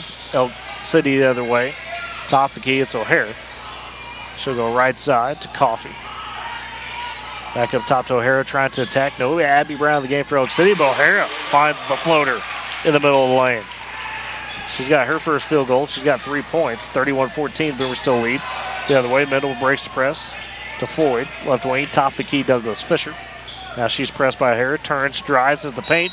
The layup, they'll call a charge on Douglas Fisher as stepping under was Ella Sotilli. So unfortunately for the Boomers, that's the third foul on Bradley Douglas Fisher. Yeah, that was close, but I think that was definitely the right call there. She got slid over. She had established her spot, and Bradley just kind of lowered herself into her, knocked her out. Minute 30 left in the half. Boomers lead 31-14. It's the Elk possession. As on the right wing, taking it is Harrell. 2-point shot from the right side, a bit off by Brennan Ball, the junior. Rebound taken by the Boomers as Mendel will race ahead down the right side, kicks it left wing to Nelson. She dribbles into the elbow. Now double team poked away from her. It's a steal for Elk City, but a pass batted. And Mendel trying to stay on Coffee, Tyler right down the backcourt. Coffee, though, across the timeline left wing. In the corner, goes to Sotilli. She's on the baseline. A wild pass stolen by Mills. She'll feed it ahead to Mendel. Down to 55 seconds left in the half. Mendel trying to drive, cut off, right wing to Floyd. Back up to Mendel. Left wing to Nelson.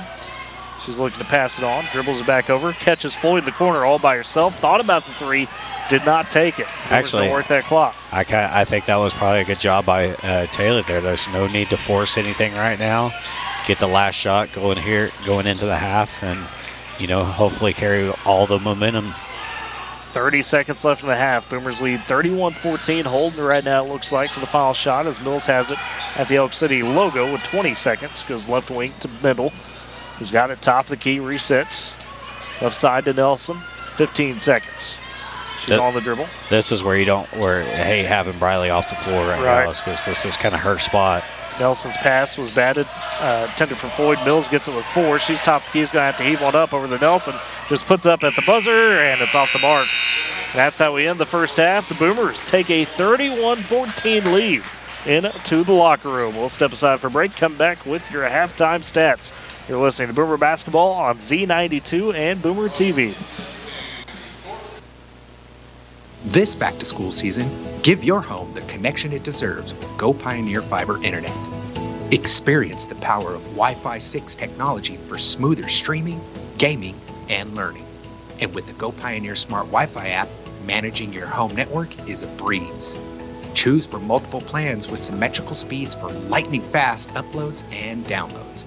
Get your family school-ready with Go Pioneer Fiber Internet. Sign up today at gopioneer.com. Life never stops moving. Between the 30-minute commutes, daycare pickups, and that weekend trip to Grandma's, you're racking up the miles. What you need is a tire that can keep up, like the exceptionally long-lasting Michelin Defender tire.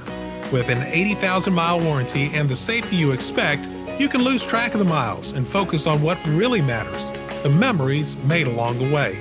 Stop in today at 2220 Main in Woodward to see your local Michelin dealer, Pipe Lanes Tire. And back at the Pioneer Center, Elk City's Pioneer Center, as the Boomers on the girls' side lead 31-14 after this first half over the Elkettes. Let's look at your High Plains Tire half-time stats. Quarter scoring wise, the Boomers able to win the first quarter 18-10, and then the Boomers also winning the second quarter 13-4. So had Elk City scoreless in that second quarter till about 2.5 minutes left in the quarter. Look at the scoring for the Boomers, pretty balanced in that first half. You got Riley Douglas Fisher with 11, Kaylee Mills with 9, Taylor Floyd with 7, and then Lexi Mendel, a bit of a quiet first half with 4 points, but was the main ball handler trying to work it around. On the Elk City side, 3 points for Sotilli, Coffey, Brown, who's got 3 fouls, as well as O'Hara with 3, and then Campbell Garbarino with 2. So no Elk City player has made more than 1 basket, Eric, at the half. Yeah, and one thing I was just looking at, the Boomers scored 31 points. They only had 38 the first game of the season here. Yeah. You know, and granted, we know that they've kind of improved in, a lot of different areas throughout that stretch. But, I think that's just kind of telling on how well the Boomers are playing right now. That is. How are we looking on the rebounds, steals, turnovers, things of that nature? Boomers dominating on the boards, actually, right now. A lot of that, so many missed shots by Elk City, but the Boomers lead Elk City 18-9 on the boards right now. So great job overall. Briley Douglas Fisher has 5 rebounds. Lexi Mendel has 4. Kaylee Mills has 3 boards. Nelson and Floyd each have a rebound. And then there's 4 total team rebounds for the Boomers. Turnovers, it is 12 to 11. Boomers actually on top on that. They've got 12 turnovers, but of 11 turnovers, they've forced 7 of them have been steals. So Elk City's kind of shot themselves in the foot several times, but Mills and Mendel both have 2 steals. Nelson, Floyd, and Fisher each have a steal. And then we talked about, the Boomers doing a great job being patient, moving the ball, and then in the half-court set, and then multiple times they've been able to break the press. There is 8 assists for the Boomers in the first half. Fisher has 3, Floyd has 3, and Mendel has 2 assists as well. What stands out about that first half, it feels like underneath, Woodward came into the game saying, hey, we're going to show we're not going to be afraid, right? First game, felt like Elk City was really kind of, as we talked about, dominating that and did on the offensive boards. A lot of that was Kaz Ulrich, but they've taken the fight to her, the rest of the Elkettes. And then the ball movement. I mean, Eric, you've talked about it a lot in the first half, like, the passing's really good right now in the half court for the Boomers and in transition when they're breaking some of that pressure. Yeah, and the coaches have done a great job. I think they went back and, as far as pulling stuff off of film, and especially what Elk City did to us the first time around, as far as, they're bringing multiple girls. It doesn't matter who has the ball, but somebody gets the ball on the wing outside. They've got really 2 girls that are coming out high. To try to defend on whichever way to go, which is, a lot of times, and you don't like to say, hey, make the cross-court pass, but a lot of times it's leaving the way their rotations are. They're leaving open cross-court passes, and the Boomers got some wide-open looks or just simply got out of pressure where they go cross-court, swing it back up to the wing. Well, everybody comes out, and then you're able to dump it off underneath. So the Boomers doing a good job of being patient, making good passes, seeing things, kind of understanding a little bit quicker. Because that was one thing we talked about in the first game was everything was a little bit slower for them. They were half a second too quick or too slow a lot of times. Well, this game they're not doing that. And, I had the thought early in the second quarter of one of the most improved players, I think, of this Boomer squad this year from that Elk City game to now. It's Taylor Floyd. Oh, absolutely. Like she's much more confident. She sees everything so much better. Her shot, she knocked down a 3-pointer. The only 3 so far for the Boomers. Yeah, and so she, just everything about her game is, it's not the cleanest game in the world. She's only a sophomore. She's still got a lot to learn, but at the same time, she's improved greatly from that first game. That she has. There's no question about that. I mean, we've talked about it with Caitlin Cole, Bailey Nelson, like that sophomore group. Kaylee Mills has really continued to try to up their game week after week, it seems like. And I mean, maybe, just maybe it's starting to peak at the right time. Maybe it's starting to all come together at the right time. Like we talked about 0-0. I mean, your record is 0-0. You know you've only got 2 wins. You know, when you're playing a regular season, you don't want to lose a game. Right. But you know there's another game. Absolutely. You know, there's another 5 games. There's another 10 games when you lose. You know, but now you've got 1 game to lose, and you don't want to give that up so early. No. So you got to go out there. You got to go out there and execute. You know, and again, Boomers are kind of in that. The Boomer girls are in the spot of kind of let's go out and shock people. Let's go show people that, hey, our record's not what we can be. Absolutely. Boomer girls trying to play their best at the right time. That Half Plains Tire halftime stats and recap. Visit High Plains Tire, 2220 Main Street in Woodward. It is where your dollar goes further.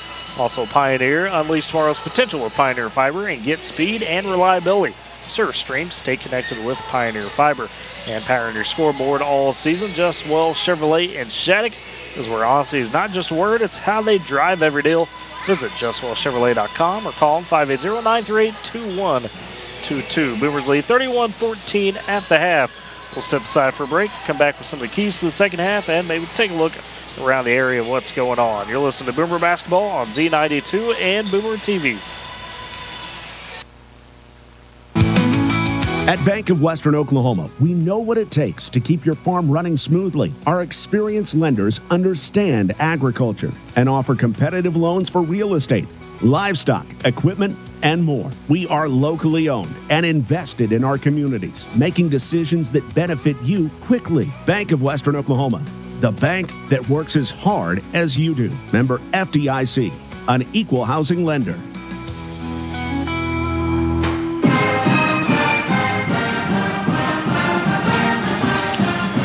And back as we're down to the final few minutes before the second half gets underway. Do remember, as we talked about at the top of the broadcast, the girls will await the either winner or loser, depending on how the second half goes, of Cache and Weatherford. That game will be played tomorrow night in Weatherford, so you won't know your Woodward opponent until after that. Tomorrow night they'll match up. If the girls hold on for the win, it'd be 6 o'clock next Thursday in Weatherford. They are a sub-site for the regional, which ends in Kingfisher. And then if the girls aren't able to close this one off tonight, they play at 1 o'clock next Thursday in Weatherford. And, of course, we talked about this as well. Of course, 2A, A, B, the regional tournaments going on right now. Got a lot of teams, Fairview, Hooker, Sealy, Leedy, Ornette, and Visay. I mean, so many teams still competing in the area for a chance at areas. And some of those big matchups. Trying to see how the 2A game goes for Fairview and Hooker, because the winner of those games would meet up. So that means Hooker, Fairview could be happening on the girls' side. It looks like Oklahoma Bible Academy beating Fairview right now in the Echo Dome 34-23 in 2A. See if we got a Hooker score. Not catching one there. A, of course, looking at some of those, already won on the day was Laverne. They rolled 52-40, I believe was that finals, what we got down. Yep, 52-40 over Drummond. Cherokee, this was a low-scoring defensive game, 34-25. They defeat Glencoe earlier today. So Cherokee, I know that was important for some out there. Texoma has fallen to Southwest Covenant, 43-35. Carchi Garber, that's a good one. Garber leads 23-16 at the moment. Well, let's see here in Class B. Hammond rolling, no surprise, 33-10 right now on Fort Cobb Broxton. Unfortunately, Winoka fell. The girls' tough effort against Boise City, but fell 42-39 earlier today. And Visay, they fell to Criminal Hillsdale, 60-24 on the girls' side as well earlier. Tologa, trailing Corn Bible. Last update on that was 33-14 at the half, so I'm assuming Corn Bible won that one. Arnett Frontier in a battle right now, 27-23. Leedy all over Timberlake, 34-15 at the half, so got a lot going on in the area. But Eric, as we get down to the final seconds before we begin the second half, how the Boomers close this one off. You've had a great start. How do you not give it away here? I think that, you know, the big thing is just continue doing what you do. Don't take your foot off the pedal. You know, as long as you have the energy, keep moving the ball, keep playing well on defense. You know, it is one of those things where we've seen from this Boomer squad a lot of times where they tend to go through a stretch where they struggle a little bit, not being as quick on their feet. So hopefully, you know, they've created enough cushion that when they come through one of those stretches, you know, they are setting themselves up pretty well to finish out the game. That's Elk City beginning with the ball to begin the second half as it's top of the key. O'Hare trying to drive in the paint. The floater too strong. Garbarino on the backside able to clean that one up after missing a few opportunities like that in the first half. So Elk City gets the first basket of the second half. Boomers still lead by 15, 31-16. It's top of the key. It's Douglas Fisher. Right side, hands off to Floyd. She dribbles back up top. Trying to feed it to Mills, who's right in front of her, just outside the paint right side, working on Orich, spins, kicks out Mendel, left wing, 4-3, and it splashes home. Lexi Mendel hits her first three of the game. She's got 7, and the Boomers up 34-16 with 7:15 third quarter. Just another call, and you said this word in the first half, poised. Boomers playing poised right now offensively. Elk City the other way, right side, Garbarino in the corner trying to drive. Finds Sotilli just below the free throw line, and she'll hit the jumper. El Sotilli with 5. Abby Brown out on the court for Elk City. She does have 3 fouls. The Boomers work back the other way. Mendel, ooh, that's the first real unforced error we've seen of the day for the Boomers as Mendel tried to fire it to Nelson left wing and was too strong out of bounds. Yeah, you know, and honestly, you know, I think what Mendel probably should have done, you know, is, hey, let's kind of use the clock a little bit more. Kind of pull that out, slow down. We've gotten open shots in the half court set. Let's kind of pull it back and let you break the press and see what you can do. Brown tries to work it right side O'Hare. Ball poked away as it gets down to Ulrich, but she's able to retrieve it, turn around, get the layup off the glass. So Kaz Ulrich her first basket, and it's 34-20. Boomers, and what do they call? They call 5 seconds on the Boomers? He blew that whistle as the ball was inbound. Oh, my. I think the ball was already en route to Lexi when he blew that whistle. So it's essentially a turnover there for the Boomers. Yeah. 34-20, Elk City gets the possession back. Inbound goes to O'Hara, top key. She drives, floats it high off the glass, and it just rolls out. Rebound taken by Douglas Fisher underneath. 3-on-3 the other way. Kicks it right corner, Floyd. That has the double team coming as she thought about the shot, poked away from her, out of bounds. Stays Boomer possession. 6:23 left third quarter. Boomers with the 14-point advantage. As Mendel, the inbounder from the right side of the three-point line, gets it into Nelson on the wing. Top the key to Floyd. She'll turn, look for somebody to pass to. Douglas Fisher trying to get positioning down low as it goes to Mendel, left wing, gets the high screen, drives. Nelson on the baseline. Nice pass up to Floyd, open for 3. Takes it. Too strong off the back iron, but races in. Tries to get the rebound. It's on the ground. It's a fight. Somehow Elk City able to control it as it gets out to Brown. Gives it ahead to O'Hare. She drives on the layup. Too strong off the back iron. Or off the glass, I should say. But Elk City extends the possession. They work it out to Sotilli for 3. Right wing, and it goes. Ellis Sotilli with the big basket. She's got 8. And now the Boomers lead down to 11. 34-23 with 5:48 left in the third quarter, and a timeout taken by Coach Lacey Moore. Salem State Bank now with the branch in Woodward, the new location, 2314 Williams Avenue. Salem State Bank Woodward branch offers full-service banking, including personal checking, savings, home and commercial loans, mobile and online banking, wire transfers, and much more. M&D Enterprises and a Lawnmower Shop for your bus, lawn, porch, or patio. M&D and Lawnmower Shop are your people. They carry everything you need to make your greenscape that little piece of heaven you've always dreamed of. Locations in Woodward, Canton, and Weatherford. Salem State Bank, M&D, powering Boomer Sports this season. So Elk City starting to wake up a little bit. It's an 8-3 start, or excuse me, a 9-3 start for the Elkettes in this third quarter. Well, like we talked about the rebounding from the first game and how well the Boomers have been doing on the boards, you know, giving Elk City those second chance opportunities. You know, and now a turnover. As Douglas Fisher had to try extend to catch a pass on the sideline, just threw it into the court, and Elk City able to take it. They'll go the other way, so Tilly right side, top key O'Hare, left corner Garbarino. She'll work it back out. So O'Hare, top key, guarded by Nelson. Boomer sticking with the man. Garbarino on the left side, finds Ulrich just below the free throw line. She pulls up, hits the jumper. Kaz Ulrich with 4. That's a 9-point game, 34-25. Now Mendel trapped deep in the backcourt. Has pass up to Floyd. Floyd trying to get across the timeline. Somebody uses and throws it back to Mendel. And a 10-second call. Oh, that was a fast 10 seconds. I'm sorry. Yeah, but Floyd, though, got to get that. I mean, you're right there. Right. Got to go across the timeline. You know, you definitely got to go. That really was. That was kind of a quick 10 seconds, but oh well. So it's another turnover for the Boomers in Elk City. Chance to cut that 9-point lead further with 5 minutes left third quarter. As it's Brown top the key, right side to O'Hare. Dumped it down to Ulrich. She's double teamed, blocked by Douglas Fisher on Ulrich's shot. And she's able to get the rebound. Boomers back the other way. Douglas Fisher down the right side. A crossover across the timeline. Sees the double team. Goes left wing to middle. In the corner, Nelson wide open. Takes the 3. Too strong for Bailey. Backside rebound by Brown. She's able to fire it up to Garbarino.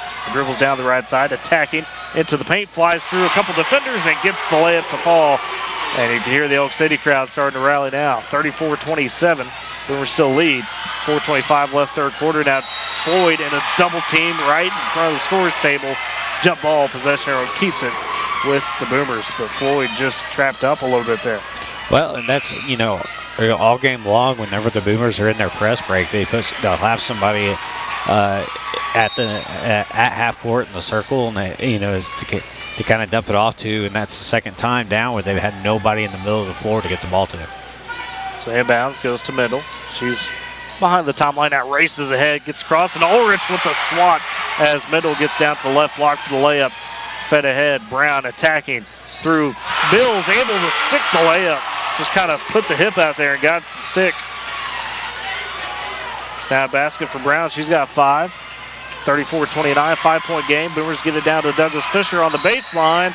And a little bit of a scrum. Who's that bounds off of? They say it's off the Boomers as Mills had been knocked down on that baseline, and the Elkettes smartly just bounced it off over as they were falling to the floor. Yeah, that's exactly what it was. That Mills kind of got tripped up. She was laying on the baseline, and you know, as Abby Brown got the ball, she recognized that Mills was on the line and just kind of threw it down into her back. It's now a chance for Elk City to cut to 1 possession lead as they trail 34-29. Brown attacks from the left wing, drives, layup doesn't go, but she's fouled as her and Mendel collide. Lexi going to pick up her first foul. It's the first foul of the quarter for either team. Since Brown to the line, had 20 last time out against the Boomers, but just 5 so far. First free throw goes. 34-30. Woodward hold on to a 4-point advantage, led by 15 at the half. Second free throw catches the iron, rims out. So Brown splits the pair. Boomers with the board. As it's Douglas Fisher giving it to Mendel. Should be picked up by Brown in the backcourt. Crosses over. She gets across the timeline. High left wing. Looking to attack. Stops. Pulls up for 3. That one off the front of the rim. Rebound taken by Ball underneath. Likely Ball. She'll feed ahead to Brown. Bounces it down underneath for the layup. And good from Lou Wyatt, the junior. Her first basket of the game. And it's a 2-point ball game, 34-32. Boomers hold on to the slim advantage. 3:10 left third quarter. As Mendel top the key, guarded tightly. Now crosses over, trying to drive a ball and able to get a foul off of her.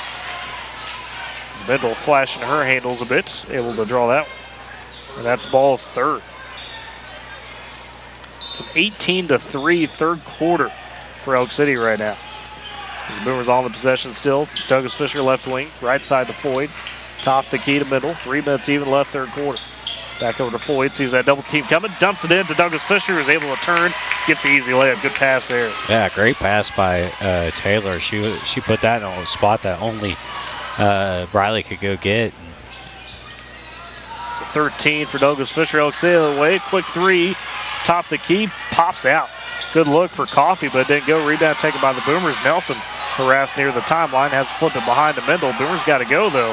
Count still on. Finally, Mendel gets across. Guarded tightly by Ball. Dribbles it top the key. 2:25 third quarter. Boomers lead 36-32. Mendel gets the screen left side from Floyd, but she rolls off of it and comes around to take the ball in the corner. Now looking to attack on Ball and took a bump and then traveled.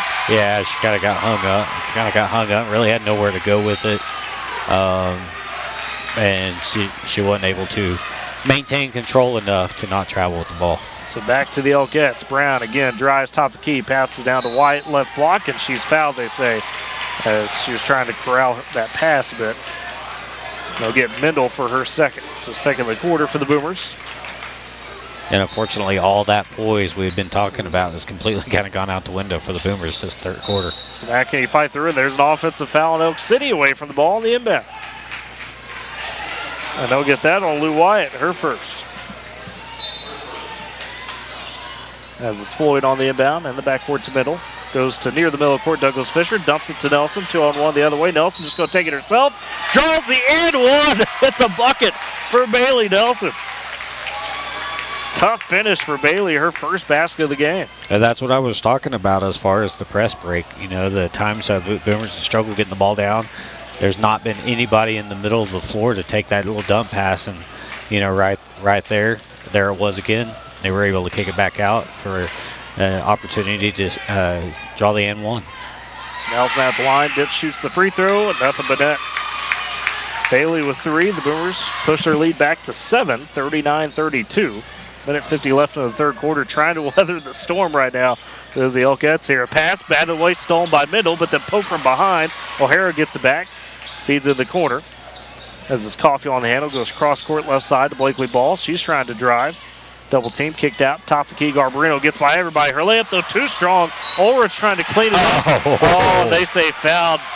Briley, oh my, Briley going to get her fourth. She thought she was straight up, and it looked real close. Yeah, that's one that was really close. I don't know if she made contact there. Looked like she maybe caught the elbow, but Ulrich was kind of into her. It's a tough break for Briley Douglas Fisher. Ulrich to line. First free throw halfway in goes out, and Briley going to have to sit with her 4 fouls, leading the team with 13 points as Culp comes in. She's been the only sub so far in this one tonight for the Boomers. Second free throw for Ulrich. That one rims out. Ball no liar. Back the other way for the Boomers on the rebound. Double team Floyd. She's turned it over, and then Mendel with a sick block on Blakely Ball as Mills takes the rebound, gets trapped. She comes across the timeline, but smartly throws it off an Elkett. But how about Mendel stepping up underneath and just knocking that one away? Minute 21 left third quarter. Boomers lead 39-32. It's Floyd on the inbound, right in front of her own bench. Right side in the corner to Mills. Stopped up, has to just try to bounce at the Floyd. Ball's loose. Floyd on the ground. And they'll say Floyd went out of bounds trying to grab it. So turnover for the Boomers. And that's like offensively right now, the Boomers are kind of forcing themselves, try to make something happen. There's no need to force it. Just be patient and take what's given to you. So Elk City, it's O'Hara, top of the key. Right wing to Coffee. Boomers going more of a zone now. Left wing three on the way for Ball. Well off the mark. Rebound underneath by Culp. And she feeds it to Mendel calmly. 50 seconds left in the third quarter. Boomers lead 39-32. Mendel across the timeline. Crosses up on Garbarino. Then gets poked at. It's loose. O'Hara picks it up. Floyd trying to get back to guard O'Hara on the layup. Blew it. Rebound underneath by Mills, and then she's fouled. Good recovery by Floyd to at least make O'Hara think about it, and she missed it. O'Hara's really kind of struggled with those. Her and Garbarino tonight. Yeah, both. just really. Garbarino's had a couple tough ones as far as on the drives and stuff, but O'Hara, she just cannot find her touch when she's inside the lane. And Garbarino got the foul on the loose ball, or after the board by Mills, I should say. So her second. Now the Boomers trying to break out of that press. Mendel able to get across the timeline on the dribble. Has a 3-on-2. She'll take herself. Finds Culp just outside the paint. Puts up the jumper, and it rolls in for Kayla Culp. Good luck. Her first basket. The Boomers back up by 9, 41-32. 20 seconds left third quarter. See Elkettes the other way with O'Hara top the key. They'll swing it over to Garbarino, left corner. She looks to attack, pulls up at the elbow, almost traveled. Caught herself, and then the pass, able to get out to O'Hara. Back to Garbarino with 9, top the key. Right side Ball, can't handle a pass, it goes out of bounds. Another unforced error from Elk City. As they're operating without Abby Brown on the floor right now. So 6 seconds left for the Boomers in the quarter. Inbounds, goes away from Mendel, and then underneath O'Hara just able to get an easy basket. And that's how we'll end the third quarter with Elk City trailing the Boomers 41-34 heading into the final frame. We'll step aside, come back with the fourth. You're listening to Boomer Basketball on Z92, KMZ, FM Woodward, and Boomer TV. You You tackle an endless to-do list every day. It may seem like a thankless job, but you know better. It's the little things that matter most. That's why you'll appreciate the enduring value of the Michelin Defender tire. Designed for doers like you, Michelin's longest-lasting tire keeps you on the go longer, so you have one less thing to worry about on your next road trip. Stop in today for miles of uncompromised safety and performance. Visit your local Michelin dealer, High Plains Tire, at 2220 Main in Woodward. Feel safe and secure with Arlo Wireless Outdoor Camera, available at Pioneer. Arlo offers top-notch protection with crystal clear video quality, rain or shine. Monitor your home from anywhere with remote smartphone access, whether you're at home or on the go. Arlo keeps you connected to what matters most. Trust Arlo and Pioneer to keep your home safe and secure. Visit GoPioneer.com to get your Arlo wireless cameras today.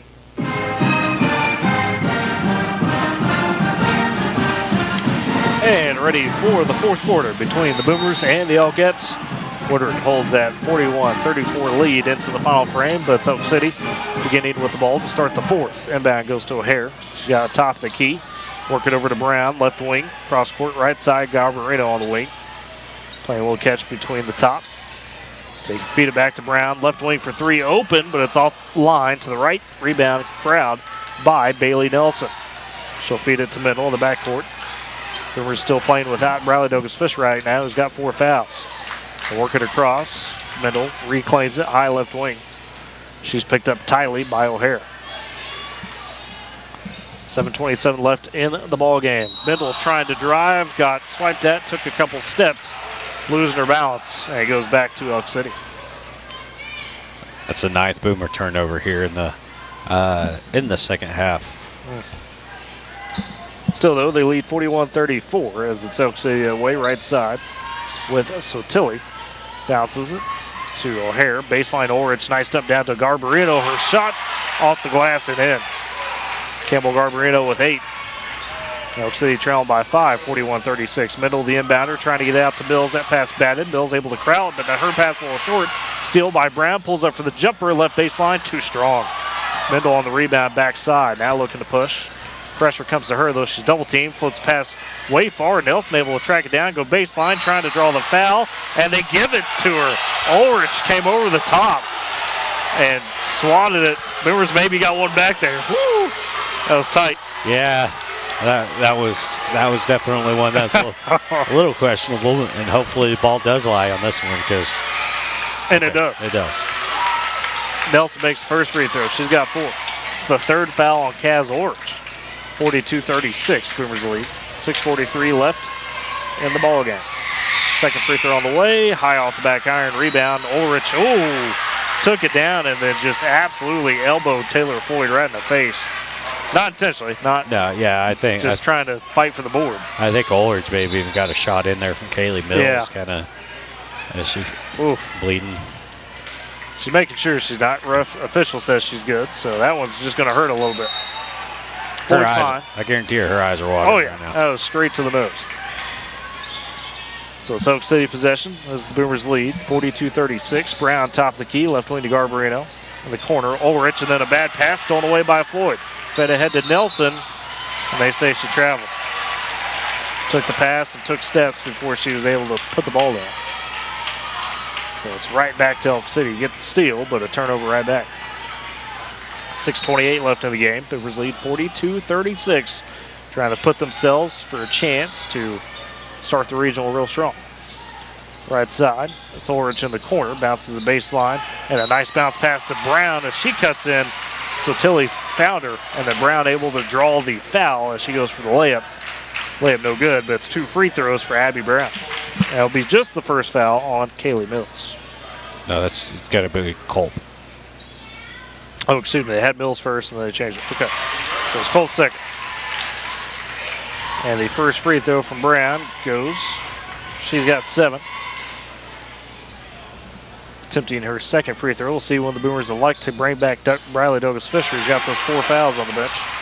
Second free throw for Brown hits the front and rolls in. So she makes both. 42-38. Boomers lead by 4.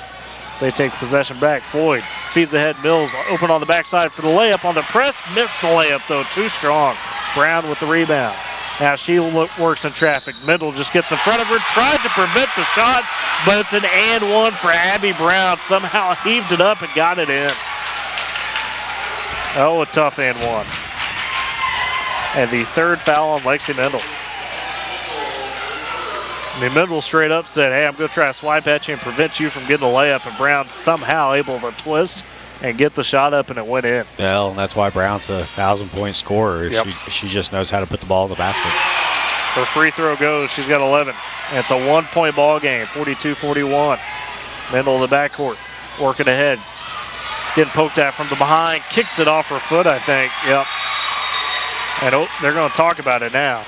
One official has Elk City ball, and the other official racing in from the backside trying to say this may be, oh, it looked like it went off the foot. Yeah. So they're going to stick with the call of Elk City possession. Probably the right one, unfortunately. It just rolled off of Mendel. Yeah, she unfortunately she didn't see Bailey wide open down court, and she kind of rushed it and pushed it too much. Elk City worked the possession. Ulrich underneath, wide open layup, missed it, too strong, rushed it, and then pokes the rebound out of bounds. Boomers get it. Well, they say foul on Ulrich, and that's 5. Should be 5. No, excuse me, that's only 2. I think that's 4. Oh shoot, I was looking wrong side there, but it's 4 on Ulrich. Second of the quarter for Elk City. Boomers in the backcourt. Floyd trying to work it down the right side. Tight defense by Garbarino. Floyd able to get to Nelson in the corner. Brewers lead 42-41. Nelson dumps it down to Mills. Her shot too deep, but Culp there to clean it up and put it in. Culp with 4. 3-point game, 44-41 with 5:20 left. Elk City back the other way. Still haven't seen Riley Douglas Fisher pop off the bench. Coach Moore let it roll. Brown left wing, 4-3 open, too strong, high off the iron. Rebound though by O'Hara, and the putback good from the left side. Of all the shots she has missed from inside the paint. Yeah. And now steal by O'Hara on the inbounds to Garbarino right side, and they wave off the shot and say foul on the floor on the Boomers. It was going to be a made shot by Garbarino and would have gave Elk City their first lead, I believe, of the ball game.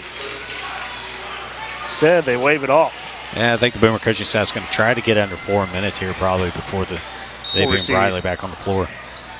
As it'll be the Elk City possession, top the key. Brown takes the inbounds, goes to Tilly right side. She traveled with it, trying to set her feet for the 3. It was open. And just slid her foot trying to get set up. So chaotic sequence there. Boomers still somehow leading, 44-43.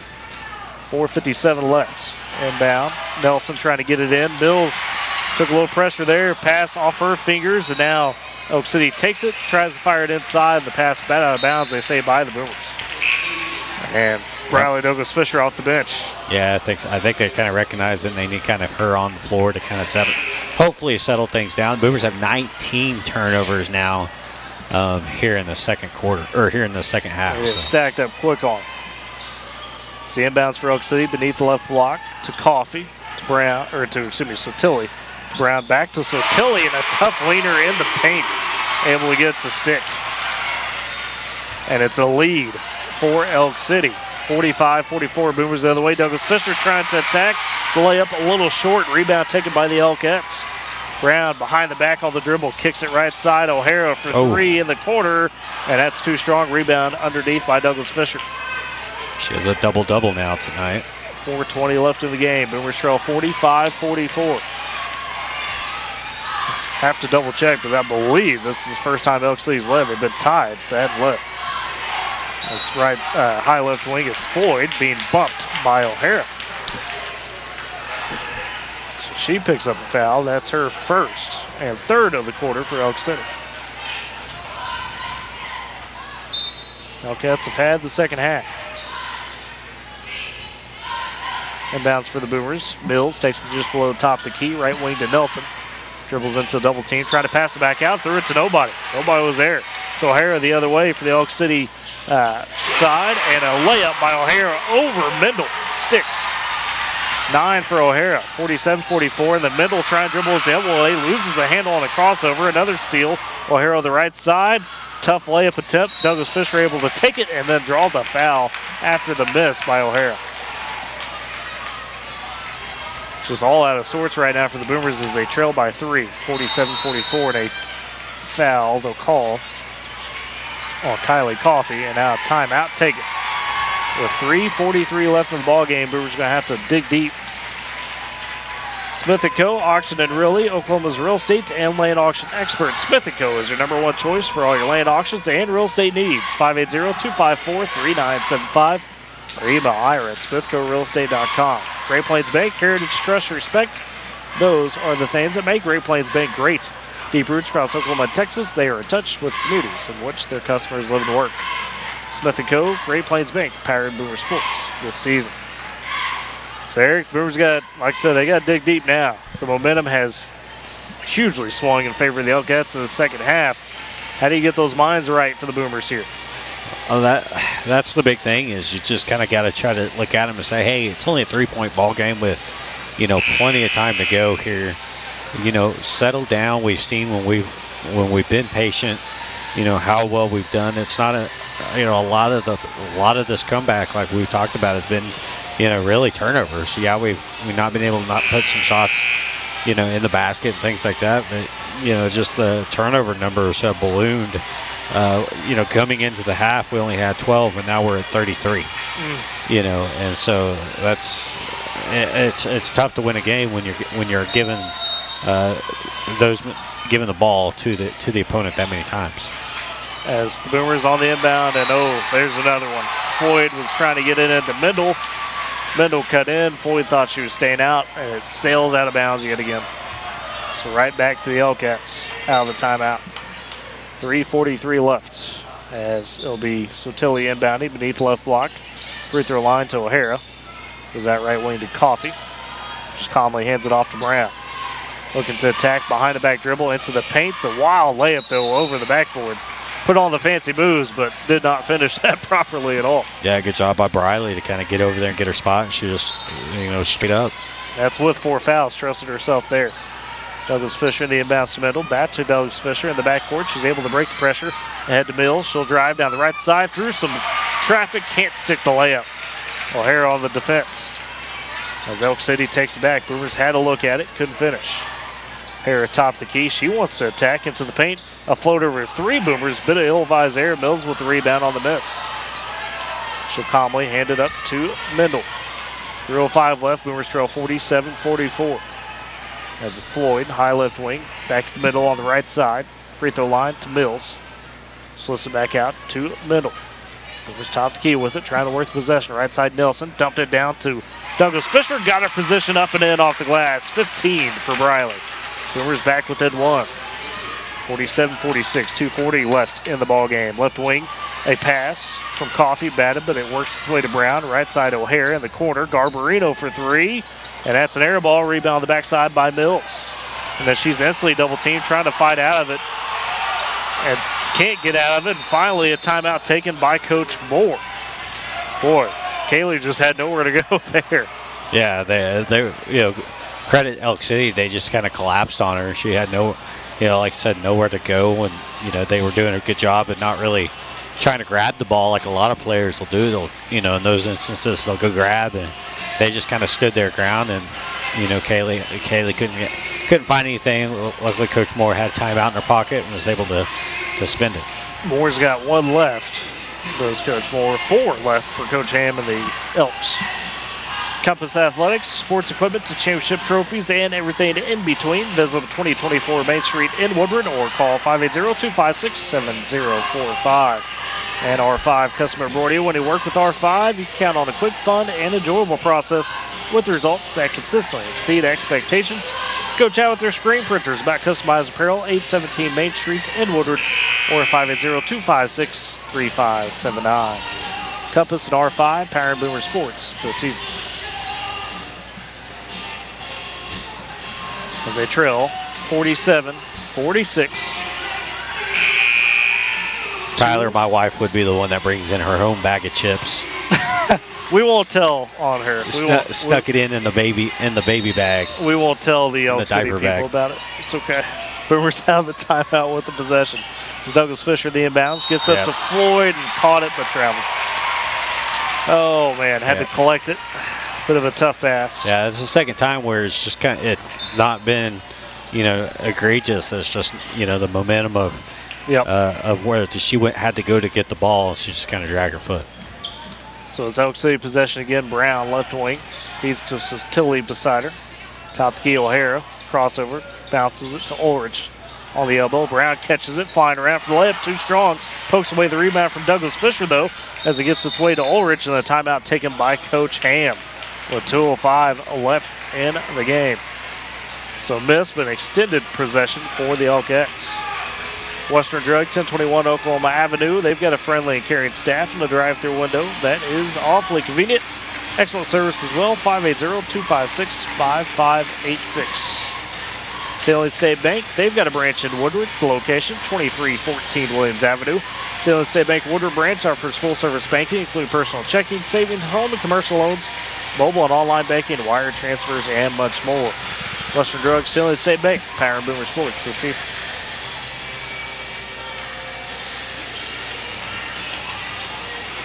Now Woodward going to have to try to find another stop. Yeah, and the last time down the floor, really a couple different possessions here late.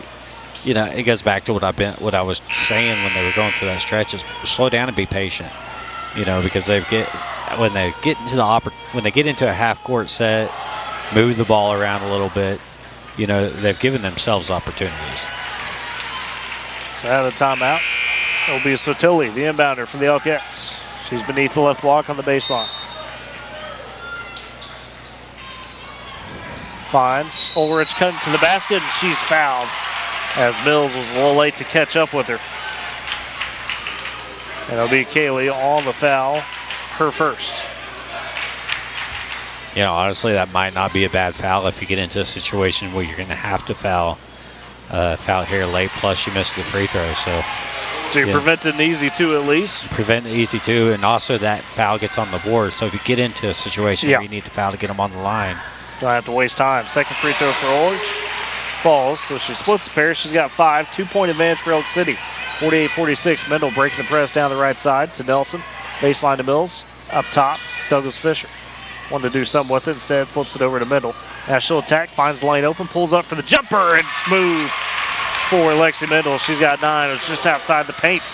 Tie ball game, 48-all, minute 40 left.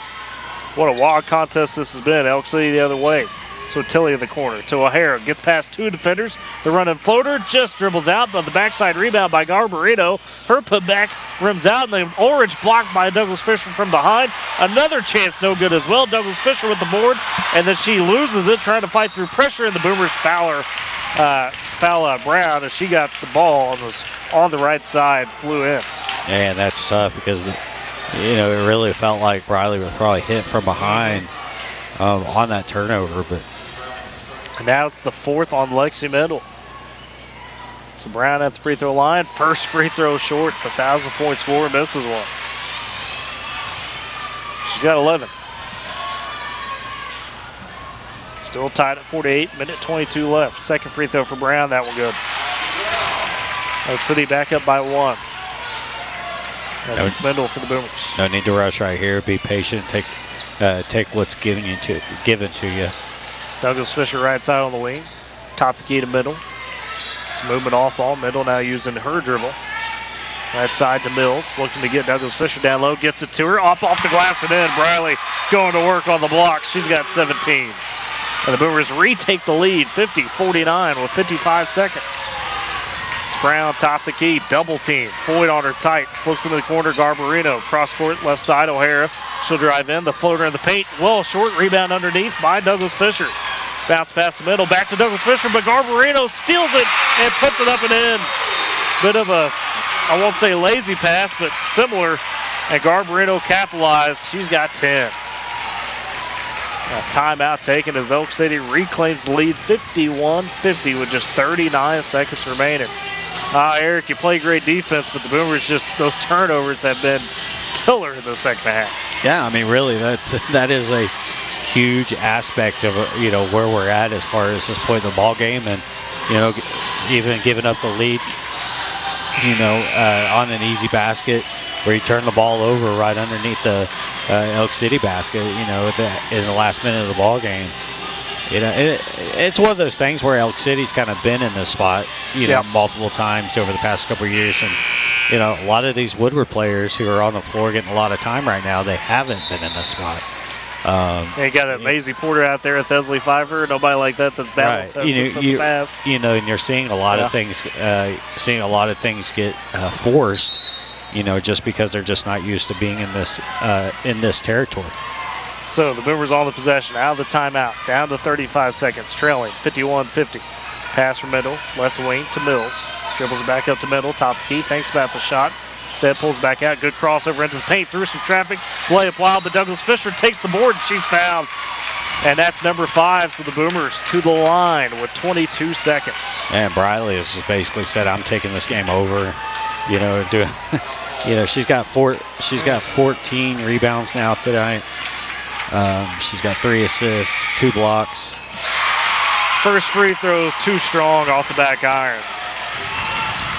The foul was on Garbarino, her third, so Briley's got to make this one to tie it back up.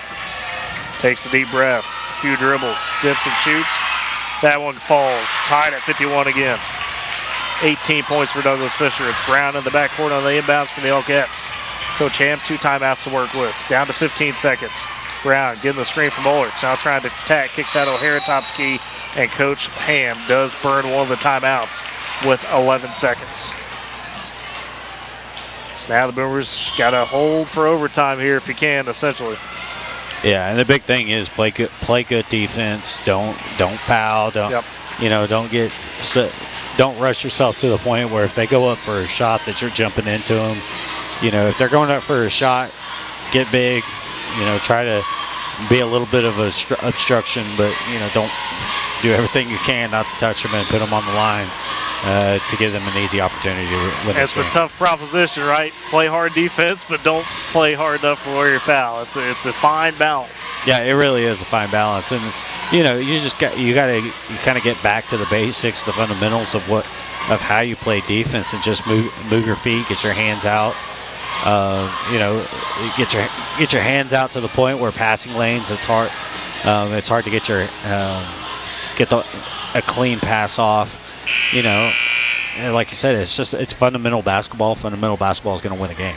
This Elk City team upset Kingfisher exactly a week ago on this court. The Boomers trying to pull off an upset of their own, but we'll have to defend hard for these next 11 seconds.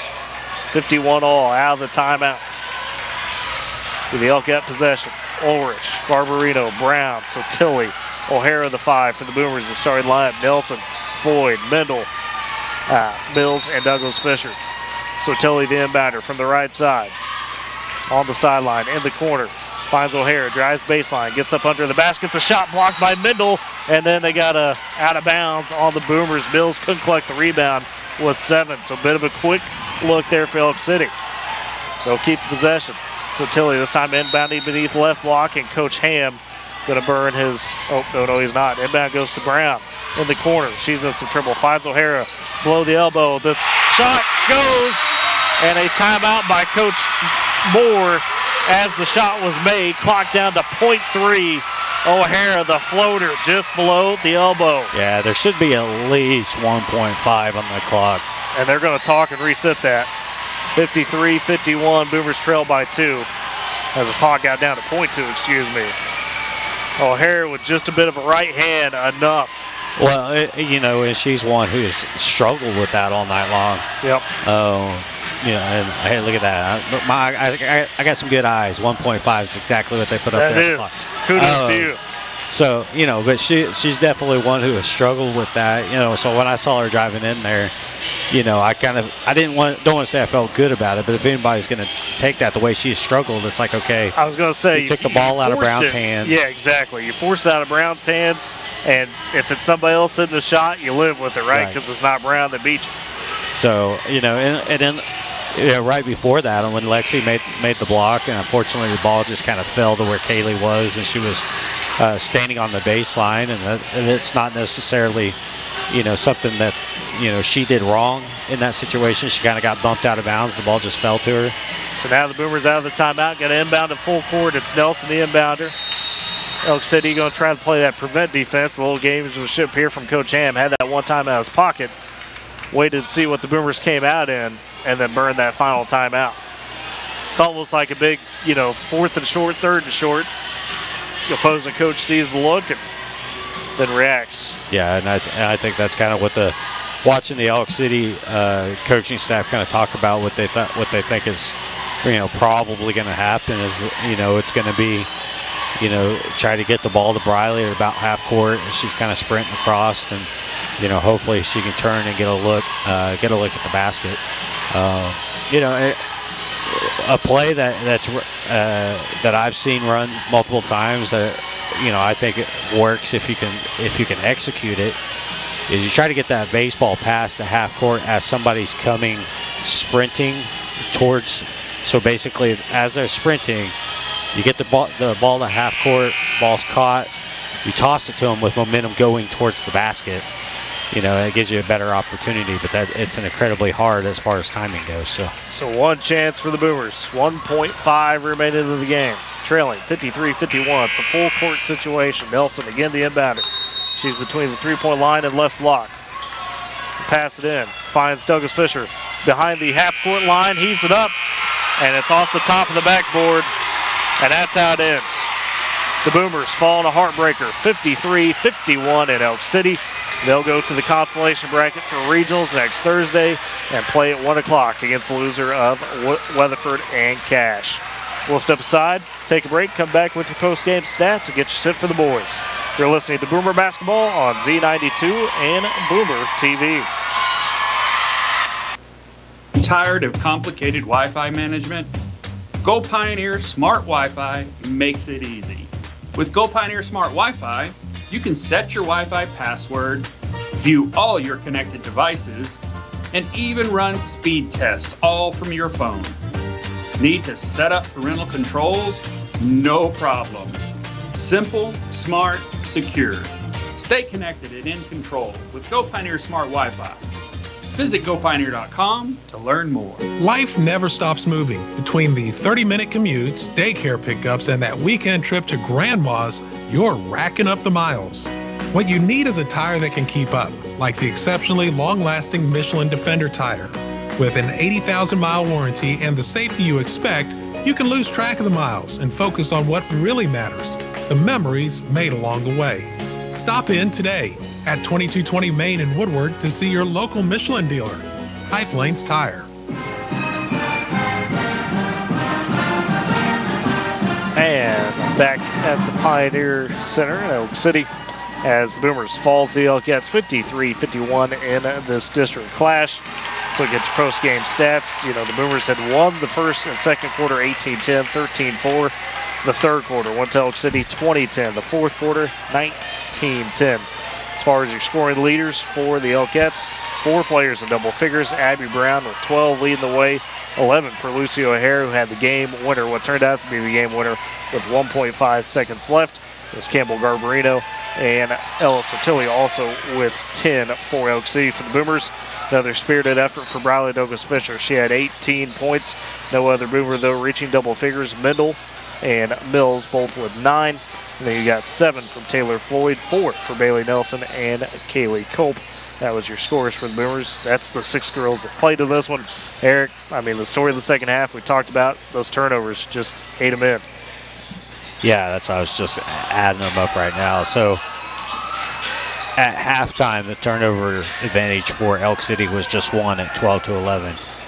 At the end of the game, Boomers doubled up what Elk City had, 32-15. And really that's what the story of the game was. Boomers dominated on the boards. 37-20. We talked about Briley Fisher. Douglas Fisher had 14 rebounds. Caleb Mills had 7. Mendel had 5. Nelson, Floyd, and Culp each had 2. Boomers did a great job overall on the boards, but given those easy opportunities to Elk City, it's one of those things where you can almost say, and Elk City did a much better job on defense too. But the Boomers were a lot more rushed in the third quarter. But it's almost like you can almost say, hey, they literally gave the game away. In that third quarter, but with their turnovers. Well, probably the turning point of that quarter, to your point, was Bradley Douglas Fisher picking up that 4th foul, and she had to sit for a long time. And you could tell it really affected the flow of the ball handling, especially trying to break that press for the Boomers. That's ultimately what turned into those turnovers. So look at our Bank of Western Oklahoma player of the game. I think you do got to go with the senior Bradley Douglas Fisher. 9-day difference when she was on the floor compared to off with her 18 points. Double-double we had her for in terms of rebounds as well, correct? Yes, had her with 14 rebounds, 3 assists, 2 blocks, and a steal. Great effort by the senior. Unfortunately, the Boomers do fall short, but we'll give Bradley Douglas Fisher Bank of Western Oklahoma player of the game. Bank of Western Oklahoma goes beyond banking no matter where you are. Bank of Western Oklahoma is always close. Find a location near you at bankofwesternoklahoma.com. The girls fall to 10-12 on the season. Again, they will play next Thursday at 1 o'clock in Weatherford.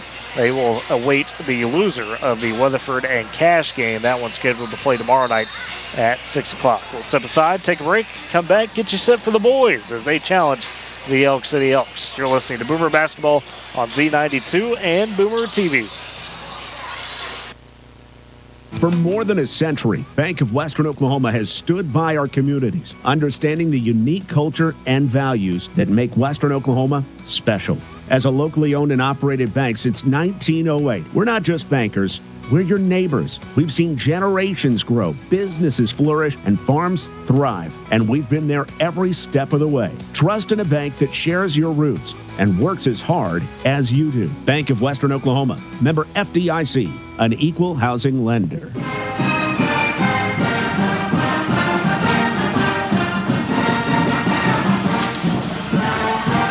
Back in Elk City as Order boys on the courts, getting set, getting the warm-up shots in as they prepare to take on the Elks.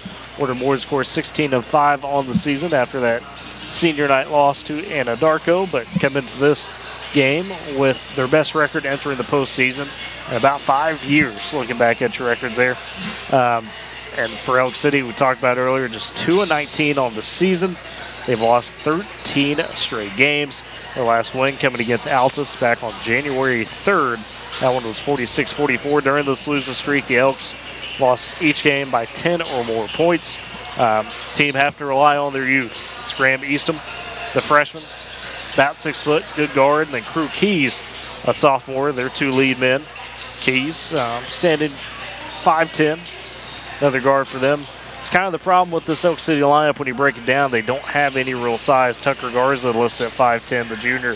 Their 2 seniors, Logan Webb, Hooper Stover, 6 foot and 5'10". So, and it's played out that way, Eric, in the first 2 matchups between these teams on the season. Woodward winning by 32 and 42.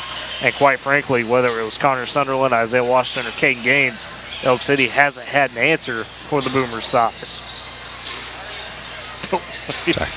You're good. Anyways. Sorry, I just got this message about tickets, and I'm like, oh, crap. He's managing things. It's okay. Unfortunately for Eric, he'd like triple task during these games. He's got to do a lot. So don't just think he's sitting here, pie in the sky. No, this man is working at all points. Right, I promise you. Anyways, for the Boomers, again, that size is what's won this matchup the first 2 times. And we say that. We don't often say that for the Boomers when it comes to some of these matchups, that they do have the size advantage, but it's apparent. It's there. Connor Sunderland and Isaiah Washington both had good games against the Elks on the boards. Kate Gaines has led the way, scoring both times with 25 and 19. You look at Carter Reed, Gage Hutchins, athletic enough to really deal with what Elk City's offered. They've had some good double-digit scoring efforts against the Elks in those wins. That being said, though, and you've made this point, you talked about with the Boomer boys where, they had a stretch where they went to the playoffs with just 4 wins, right, and then made a run all the way to the state tournament.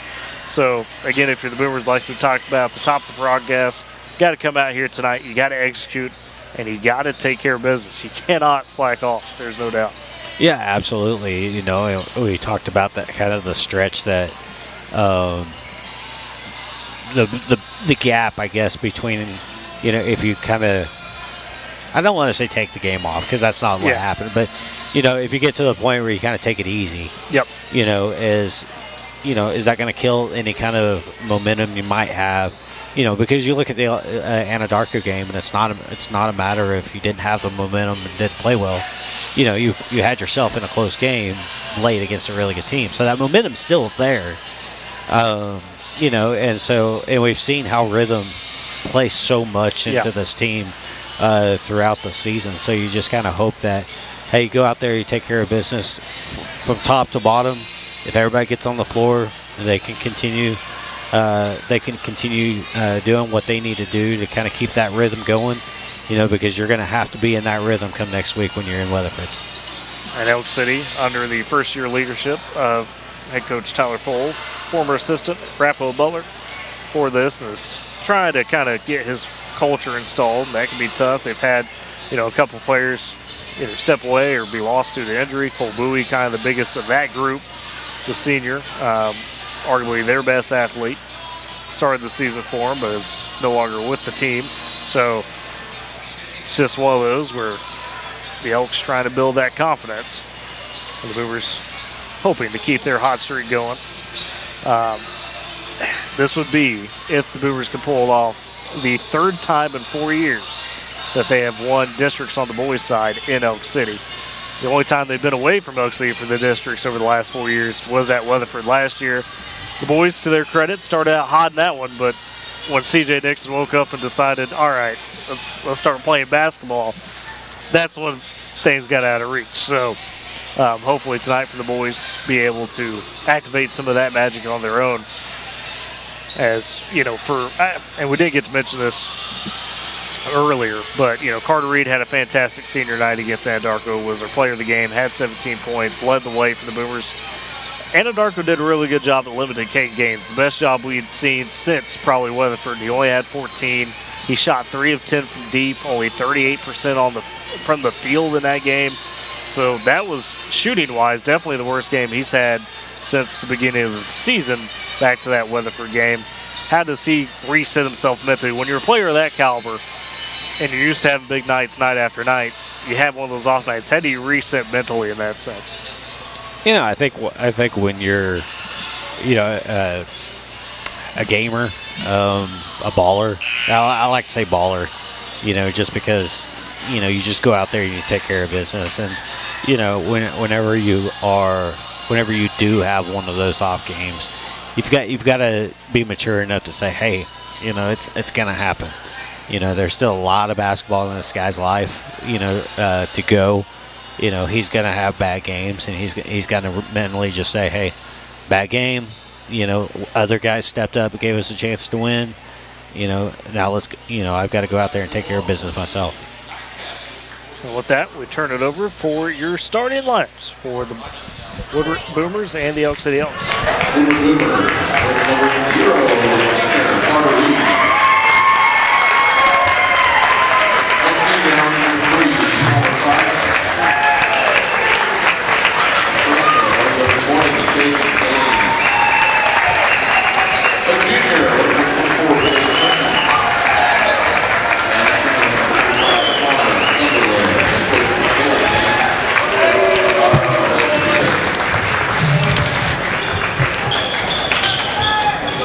And now the starting lineups for your Big Elks. Wearing number 0, sophomore Drew Key. Number 2, senior Logan Webb.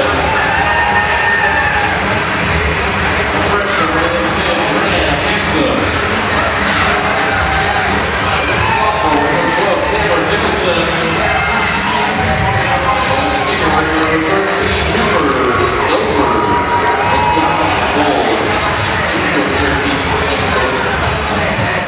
And there's your starting lineups for both sides. For the Boomers, the usual 5.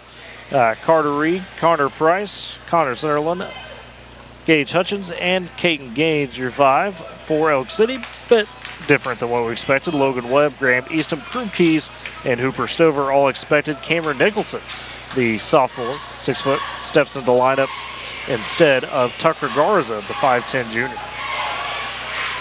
So there's your starting 5. Elk City wearing the home whites just as the girls. The boys wearing the road blacks for Woodward just as the girls. Boomers going right to left in this first half. Elk City going left to right. The tip batted by Gaines, but ultimately controlled by Elk City. So I have the first possession. It's Easton top of the key, picked up by Gaines, left wing. Hands it off to Keys. Over to Webb, right side to Nicholson. So he's guarded by Sunderland. Left wing Easton go pull it for the three in the face of Gaines. Too strong off the back iron. Gaines races, takes the rebound, then is grabbed. Elk City trying to make sure he doesn't get ahead of steam and go put down an early dunk. Yeah, but you don't want to get yourself, if you're going to try to give yourself a chance to Yeah. win this game, you don't want to get yourself in foul trouble early. And it's Easton getting the first foul, so that's the guy you definitely don't want to get. Top key for Price for the Boomers. Gets the double screen right side. Bounces down to Reed on the baseline. He's nearly double teamed, but pulls up just below the free throw line for the fadeaway jumper. Off the mark, Sunderland able to save it, and then a fight for the board. They say poked out of bounds last by Elk City. So it stays with the Boomers. 7:22 left first quarter, just underway. Neither team on the scoreboard yet. As it's Price beneath the left block, inbounds to Carter Reed in the corner. Top key Hutchins, right side Sunderland. Trying to float it down to Carter Reed. Pass batted away by the Elks. Easton get a hand on it as it sails out. Another reset for the Boomers as Price between the block and the three-point line. Inbounds it to Gaines. Turns around. His shot affected by Nicholson. Got up with him. Rebound taken by Keys. Yeah, it looked like it may got a hit on the arm there, but So that away from the Elks. Nicholson right wing. Top key to Webb. Trying to attack on Sunderland. His pass, though, over to Easton. Stolen away by Gaines. 3-on-3 the other way. Easton checks on Gaines. Gets him on the ground. Scrum. Ball loose. Price able to come up with it. And then he's fouled in the corner. yeah, I think they're going to say Oh, no. It's on the Boomers, yeah. They're going to get Price. So not on Elk City. It's on Price. And a timeout taken by Coach Wolf and Elk City. 6:51 left in the first quarter. M&D Enterprises and Lawnmower Shop for your best lawn, porch, or patio. M&D are your people, excuse me. They carry everything you need to make your greenscape that little piece of heaven you've always dreamed of. Locations in Woodward, Canton, and Weatherford. Smith & Co. Auction and Realty. They're Oklahoma's real estate and land auction experts. Smith & Co. is your number one choice for all your land auctions and real estate needs. 580-254-3975. Email Ira at smithcorealestate.com. So Smith & Co. M&D powered Boomer Sports this season as out of the timeout. Elk City with the possession after the foul from Price. The backcourt, it's Easton working over to Nicholson. Cross court right side to Keys. He'll attack down to the right block, and the layup sticks over Sunderland. So Elk City with the first basket of this one as they lead 2-0. 6:35 first quarter. Left wing for the Boomers, it's Reed. Top key to Hutchins. Right side to Gaines near the corner. He's guarded by Nicholson. Dumps it in to Sunderland. A little turnaround shot. Sunderland lost where he's at. Kind of threw it off the backboard. Rebound taken by the Elks. It's Easton the other way. High left wing to Webb. Top the key. Right side to Keys. So he feeds it right back to Easton. They'll swing it around the corner. Webb. 6:10 left in the first quarter. It's Elk City with the 2-0 lead. A pass awry. Stolen away by Gaines. Floats it ahead to Reed, who's trying to leak out. Nicholson getting back. The layup good by Carter Reed. Tough finish for Reed. We're tied at 2. 5:55 first quarter in the backcourt. Little catch between Keys and Nicholson. They find Webb near the timeline. Over to Easton. He's double teamed, poked away. They say he lost it. So it's a turnover for the Elks as Washington checks in for Sunderland. So the first sub of the game is Isaiah Washington for the Boomers. On the inbounds, it's Price. Left side, checked by Keys. Top the key, up to Gaines. Gets the screen from Hutchins. Feeds back over Price. Tees up the three, left wing. It's an air ball. Rebound on the backside by Easton. So he leaps forward. Elk City will push the other way. As Easton checked by Carter Reed at the timeline. He's got it near the logo, trying to cross up on Reed. Just runs over, hands it off to Nicholson. He's picked up by Reed on the switch. Now he's picked up his dribble, needs some help. Keys comes to him near the top of the key. It's an offensive foul away from the ball. That one might be on Webb. It is. He's trying to set a screen. Yeah, he tried to set that screen and he rolled off just a little too quick. Didn't really get himself set and was charged for the foul. So 5:05 left first quarter. Still tied at 2, but it was a slow start for each team. Right wing to Hutchins. Dumps down Washington open in the paint. Puts up the layup too strong. Webb came over and fouled him. So it'll be free throws for Isaiah Washington. That's a quick second foul for Logan Webb. And that will force off the bench for the Elks, Kai Brott, the junior. With a few taller guys on this team at 6'3". First free throw for Washington goes. He's had efforts of 14 and 12 points to close the season. Isaiah's played well lately. Been most times the third leading scorer. Second free throw goes for Washington. And a lot of it is because of what he just did on that possession. Puts himself in spots that, it's going to help his guys out when they get a little bit of pressure. 4-2, Boomers lead Elk City, trying to break the pressure. As catch between Stover and Eastham, and then Keys gets it right side. He's trying to drive, able to draw the foul as he went up for the layup. Shot off, but Keys to the free throw line. They get Isaiah Washington for his first. Crew Keys has the only 2 points so far for Elk City. Trying to make it the only 4. First free throw falls in. 4:49 left in the first quarter. Brewers lead 4-3. A chance for Keys to tie it. Couple dribbles. Dips and shoots. That one good.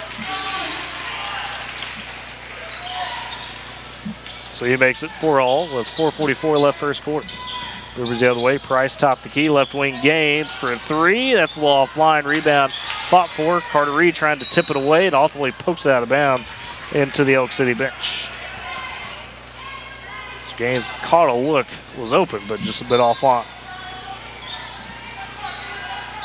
As the inbound for the Elks in the backcourt, it's Nicholson and Eastham playing catch left and right. Eastham tries to fire a pass ahead to Key, stolen away by Washington. Then his pass off as well, trying to get down to Gaines ahead. So it's a turnover for the Boomers after they had forced one. 4:25 first quarter, still tied at 4. Boomers on the inbounds, able to steal away with Gaines. Beneath the right elbow for the jumper, falls. Okay, Gaines on the board with 2, and the Boomers retake the lead 6-4. The backcourt Eastham working around with Nicholson, who nearly traveled with it. Another long pass, this time stolen away by Washington. Flips it over to Hutchins, races down, dumps it down, but a charge on to Hutchins. Would have been an easy layup for Washington, but the senior Hooper Stover caught Hutchins a little too quick. And Hutchins gets his first. 4:05 left in the quarter. Boomers lead 6-4. Force some turnovers back-to-back on Elk City with this pressure. And poked away by Carter Reed from Eastham on the inbound. Be an inbound for the Elks in front of their own bench. Nicholson to Eastham in the backcourt. Bounces it to Keys left side. Over to Eastham near the timeline. Gets it across safely this time. Guarded by Gaines, high left wing. Still has a dribble up top. Now trying to size up Gaines. Takes it at him. And Gaines gets the block from behind as Washington able to also step up defensively. Rebound by Gaines. Flips ahead to Price to Washington. Left corner Hutchins for 3. Too strong. Washington, though, collects the rebound. He's on the baseline and is fouled after collecting the board. So Isaiah Washington with an offensive rebound. They tag Cameron Nicholson for the foul. 4th of the quarter for the Elks with 3:32 left in the first quarter. As this Boomer inbound, Price beneath the right block. To Washington, a nice feed down to Hutchins, but can't get the layup, too strong. Rebound taken by Keys on the backside. He'll race down the right side for Elk City. Picks up his dribble. Reed on him tightly. Tries to get pass out to Nicholson. Stolen away by Gaines. Flips it to Reed. Euro step through the lane. Left-handed finish from the left side for Carter Reed. So he's got 4 of the 8, and the Boomers lead 8-4. 3:05 first quarter. Pressure again by the Boomers. Almost forces his turnover. They say poked out of bounds by Woodward. Boomer faithful not happy with that call. They were trying to say that Elk City threw it away. Yeah, I don't think they recognized the fact that I think Caden actually kind of kicked the ball as it went out of bounds. So stay Elks possession, inbounds in the backcourt to Eastham, high left wing. Dribbles top the key. Cole Reed in the ballgame for the first time tonight. Pass over, right side to Stover. She gets it up to Keys, a little bit of a reset to Eastham. Cole Reed tried to sell out for steal to no avail. Eastham, though, cut off by Reed just on the left wing. Now he's in some trouble. And they granted timeout to Coach Foyle, who saw that Eastham was in some trouble. Great Plains Bank, Heritage Trust, respect. Those are the things that make Great Plains Bank great. Deep roots across Oklahoma and Texas, they are in touch with communities in which their customers live and work. Compass Athletics, from sports equipment to championship trophies and everything in between. 2024 Main Street in Woodward, or 580-256-7045. Great Plains Bank, Compass Athletics, Power and Boomer Sports this season. 8-4, Eric a lead, but a bit of a slow start for the Boomers.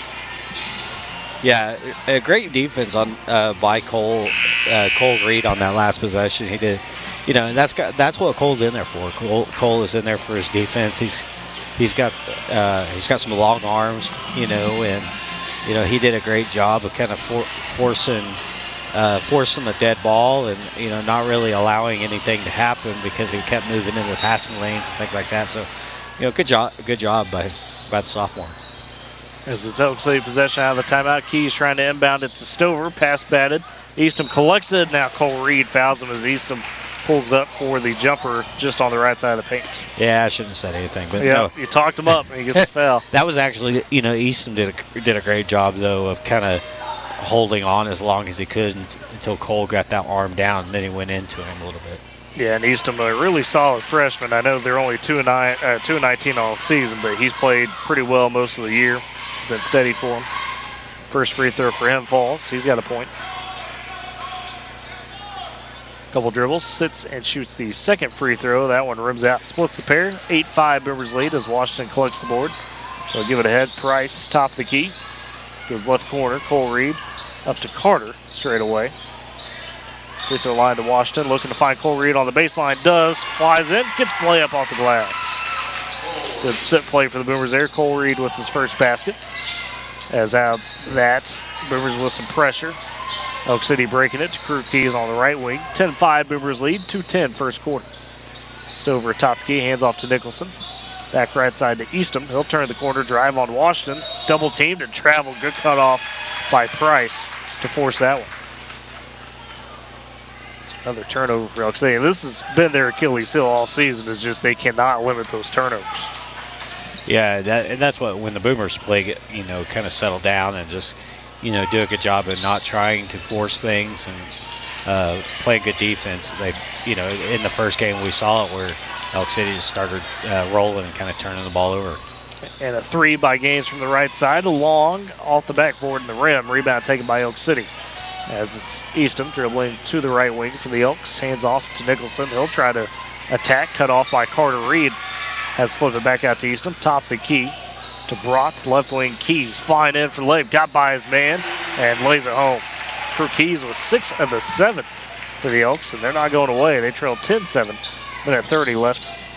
Excuse me, a minute 20 left in the first quarter. Down to Gaines the other way for the Boomers through a triple team. The right hand, and it falls. It's a hand one for Kate Gaines. Just got up above everybody. Yeah, honestly, that's going to kind of be there all night. There's, they don't have anybody that can really, hang even just height-wise with Caden. Yeah. Just if we can get the ball to him, he'll have an opportunity. Free throw by Gaines falls. He's got 5 of the 13. They lead 13-7. And to your point, the tallest guy on this Elk City lineup is Kai Broad. He's 6'3". Elks the other way. Carter Reed getting a hand on a pass, trying to save it, but can't from going out of bounds. Nearly, though. Good effort. He'll stay with the Elks. As checking in for the first time tonight, Evan Putman, the junior for Elk City. The inbounder Keys beneath right block. Gaines guarding it there. Goes to Eastham in the right corner. Checked by Price. To Putman, top of the key. Gets it left wing, picks up his dribble, finds Stover trying to cut baseline. Stover just traveled with it. Yep, again, a good cutoff this time by Isaiah Washington, who just stood on the block and stood firm. Boomers take the possession back, leading 13-7 as we get to the final 55 seconds of the first quarter. It's Carter Reed, high right wing on the dribble. See if they try to hold. That seems to be the call right now. Coach Gaines wanted to steal a page out of Coach Shumpert's playbook and say, hey, we're going to hold for that shot. Again, there's no need to really force anything. You definitely control things. Oh, and then a foul away from the ball Eastham and Gaines getting tied up, and Gaines, I think, drew the foul. And that's huge because that's 5 now on Elk City in the quarter. Caton gave him just a little bit of a bump, and then Easton kind of gave him a little forearm shove, and I think Caton may have sold it a little bit. Just a touch, yeah. But either way, it's still going to be a foul. So Gaines at the free throw line. The first one falls. He's got 6. 14-7 Boomers lead. Second free throw for Gaines. Up and in. Oh, and then Gaines was pushed over. Are you kidding me? It's Eastham again. Oh, my goodness. That's 3 on Eastham. Well, and that's one of those. It's, you can't really get away with it because he went in with, and he went in for a block out, but he went in with a hard block out, I think out of frustration. And that one to me, Caden didn't sell like he did the first time. It was rough. First free throw goes, and that's 3 on Eastham. He's got to come off the freshman, losing his cool a bit. Second free throw for Gaines, good as well. And if I'm not mistaken, I think those two have played against each other a little bit on the AAU circuit, so they know each other. Second free throw goes for Gaines as well. He's got 9. Keys pushing ahead with 24 for Elk City, and he's stolen away by Connor Price. Price in the backcourt has feed it up to Cole Reed. 18 seconds left in the quarter. Gaines will take it with 15, and he's just going to hold for that final shot. Call off Carter Reed. 10 seconds as Gaines has a high left wing, down to 8. Now he's going to have to step up, just hands it off to Carter Reed with 5. Gaines going to set the screen for him. It's not theirs. Gaines rolls off. Price, the right wing 3. It's off the front of the rim. And that's how we end the first quarter. Woodward with a 17-7 advantage over the Elks after 1. Step aside, you're listening to Boomer Basketball on Z92, KMZE, FM Woodward, and Boomer TV. You tackle an endless to-do list every day. It may seem like a thankless job, but you know better. It's the little things that matter most. That's why you'll appreciate the enduring value of the Michelin Defender tire. Designed for doers like you, Michelin's longest-lasting tire keeps you on the go longer, so you have one less thing to worry about on your next road trip. Stop in today for miles of uncompromised safety and performance. Visit your local Michelin dealer, High Plains Tire, at 2220 Main in Woodward. This back-to-school season, give your home the connection it deserves with Go Pioneer Fiber Internet. Experience the power of Wi-Fi 6 technology for smoother streaming, gaming, and learning. And with the Go Pioneer Smart Wi-Fi app, managing your home network is a breeze. Choose from multiple plans with symmetrical speeds for lightning-fast uploads and downloads. Get your family school-ready with Go Pioneer Fiber Internet. Sign up today at gopioneer.com.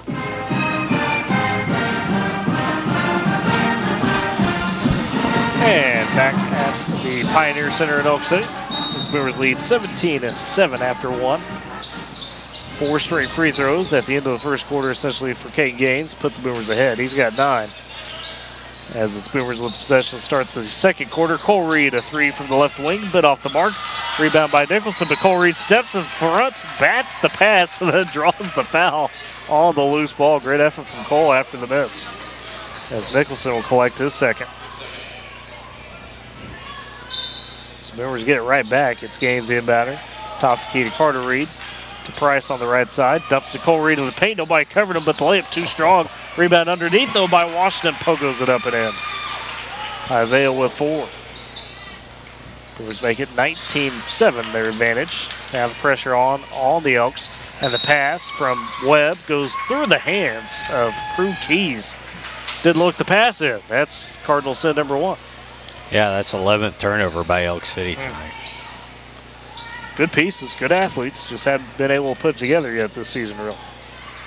Boomers back the other way, left corner, it's Cole Reed, top the key to Price, dumping it down to Gaines, back out to Cole Reed for 3 in the corner, and that one an air ball. Cole's missed a couple now to start from deep. As a rebound taken by Elk City in the backcourt with Putman. Over to Webb, back to Putman. To Webb on the left side as he'll get across with the pressure. High on the wing, guarded by Carter Reed. Now he wants to attack, gets down to the right side. The high floater of a layup, too strong, but cleaning it up. Kai Brott underneath. His first 2 points. Boomers the other way quickly. Cole Reed flying to the right baseline and hangs for the shot. Sticks it. Cole with 4. 21-9 Boomers lead. Elk City trying to push back. Again, through some of that pressure. Boomers get set up very quick after a make. 6:25 left in the half. Finally, Elk City gets across to Webb. Left wing Keys open for 3. Takes it, but it's well strong. But following through, nobody boxed him out, was Putman. So Putman collects the easy one. He's got his first basket. But we're still up by 10, 21-11.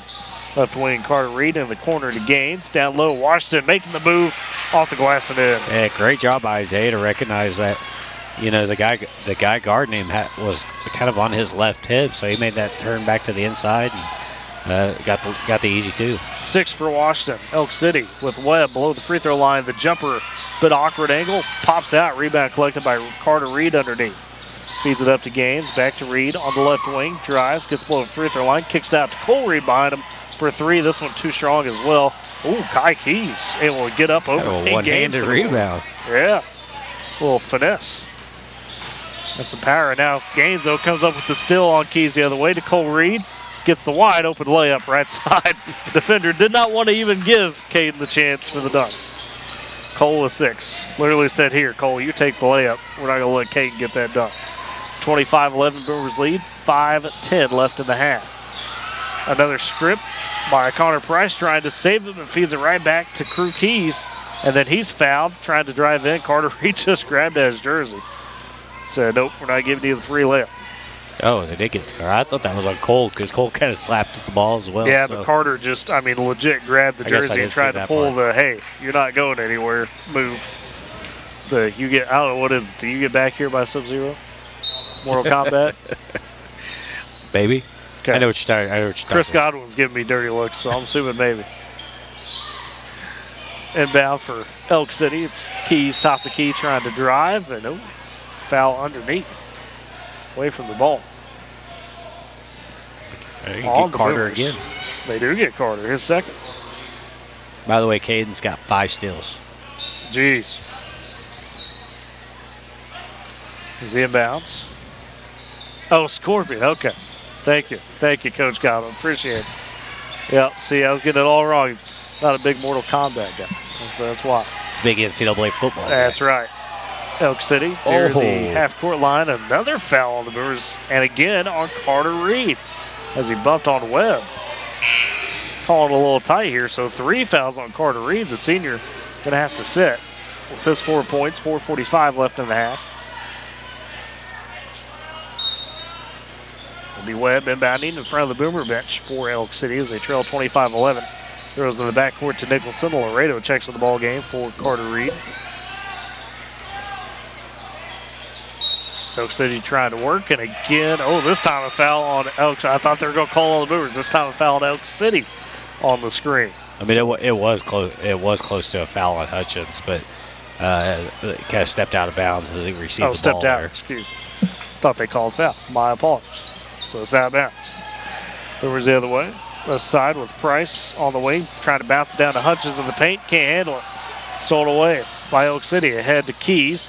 Hands off, flying in for the shot. Too strong by Lexington Mong. Boomers with the ball the other way. It's Laredo driving, kicking to Hutchins, and then his pass into Gaines. A little short, stolen away by Keys. He'll go one-on-one with Hutchins. Layup doesn't stick. Keys to the ground. Hutchins with the rebound. He pushes. 3-on-2 the other way. Right wing, Laredo for 3, and air ball, but Gaines there to clean it up.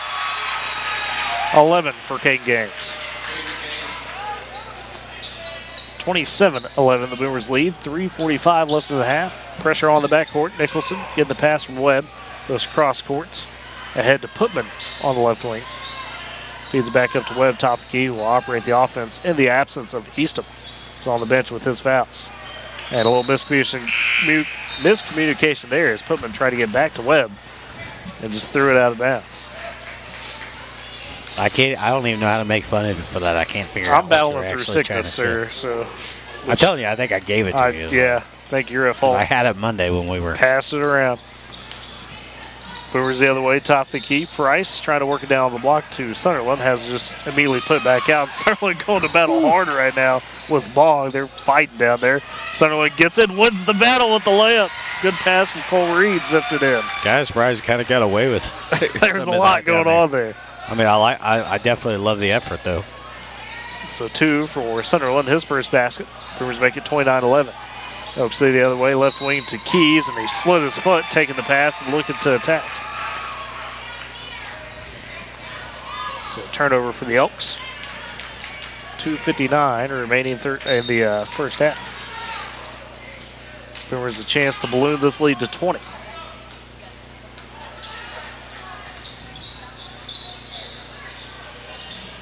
Top of key Gaines, right wing to Price. Left side, Cole Reed. Dumps into Gaines, just outside the block. He'll back it out. Find Laredo on the baseline. Finds Cole Reed in the paint. The tough leaner. Too much, but Reed able to get the rebound after it's poked around by Connor Sunderland, and then he is fouled. See who they get for Elk City. It's going to be Nicholson, his third. Hey, so if you're feeling better tomorrow, you want to come help set up a pool at my house? I'm good. I'll pass. Sure. Yeah, good. You pay me? Yeah. First free throw by Cole Reed is good. He's got 7. We got to put in a liner, and I'm not looking forward to that right now. I'll tell you, I'm already sick for tomorrow. I'm just letting you know. Second free throw for Reed, good. He's got 8 off the bench. Brewers lead 31-11. With 2:30 left in the half. The Elks cross the timeline with Webb. Picked up double teamed immediately by Cole Reed and Caden Gaines. He's in a bad spot. Has tried to pass away. Does. They bounce it ahead. The layup too strong by Elijah Gillens. And the rebound taken by the Boomers. Laredo down the left side. Flips it behind him to Price. Top key Laredo. Steps in. Pulls up. Free throw line. A little short on the jumper there.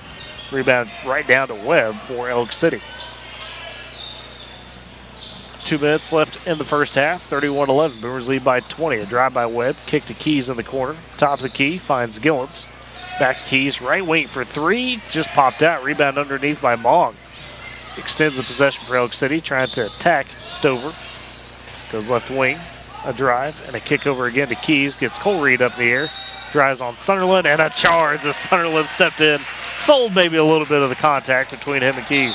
I think he might have sold it a little bit, but he definitely, took a shot. He had his position set, and so, hey, you sell it, you get it. It is what it is. First foul on Keys with 1:35 left in the half. Boomers on the possession. Left wing Laredo. Top key Gaines. Open for 3. Takes it short though. Graff comes down with the rebound. He'll pull up. Right side mid-range. Too strong as well. Mong with the board for the Elks, but then poked out by Cole Reed. Could come up with the steal as it rolls into the Elk City bench. 20 left in the half. Boomers still up by 20, 31-11. Yeah, Boomers up 31-11, and there's really been no flow to this ball game hardly at all. And that's the Boomers have kind of struggled on the offensive side because of that. Left wing Keys, double team. They're working to the corner. Webb pulls up for a 3, hand in the face, that's off. Rebound straight to Laredo, bounces the pass ahead to Hutchins, but way too much mustard there as it flies out of bounds into the cheerleaders. And Laredo trying to get something rolling, but again, to your point, just not really any flow going on here. Yeah. Start. That's what we talked about a little bit in the pregame, is so much of the Boomers, the way they play, kind of falls back on that rhythm. Elk City works it left side to Stover. Flying in for the layup attempt was Gillens. Too strong there. That was Stover. Rebound by the Boomers. Hutchins pushes ahead. And drew the foul as trying to camp up for the charge was Gillens. One of the seniors on this roster. Will be his first foul.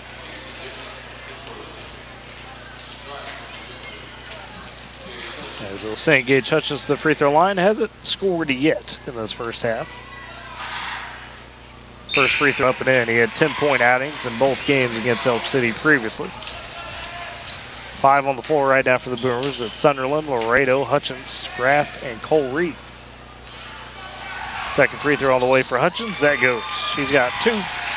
Boomers lead 33-11. Have tripled up on the Elks. 35 seconds left in the quarter. As it's Webb, checked by Laredo, high left wing. He'll attack, trying to bounce it down on the baseline to Mong. And they've got a foul on Laredo before that pass. That'd be Laredo's first, fourth of the quarter for the Boomers. 31 seconds left in the frame. As Keys the inbounder for the Elks beneath the left block on the baseline. Trying to inbound it right side. Laredo able to bat it and steal it. Feeds over to Cole Reed. Floats it ahead to Sunderland, high right wing. Finds Laredo, cutting to the paint. Back out. They'll swing it to Hutchins, top of the key. Left wing to Graff with 20 seconds. Now he's trying to hold it. Jay Graff just backs it out. Not challenged. Elk City playing off. Down to 10 seconds left in the half. Screen coming from Sunderland. Left wing, Cole Reed pulls up in rhythm for the three, and it rolls in for Cole Reed. He's got 8, or excuse me, has 11, and that's how we end the first half as Boomers lead 36-11 going into the break. We'll step aside, listening to Boomer Basketball on Z92 and Boomer TV.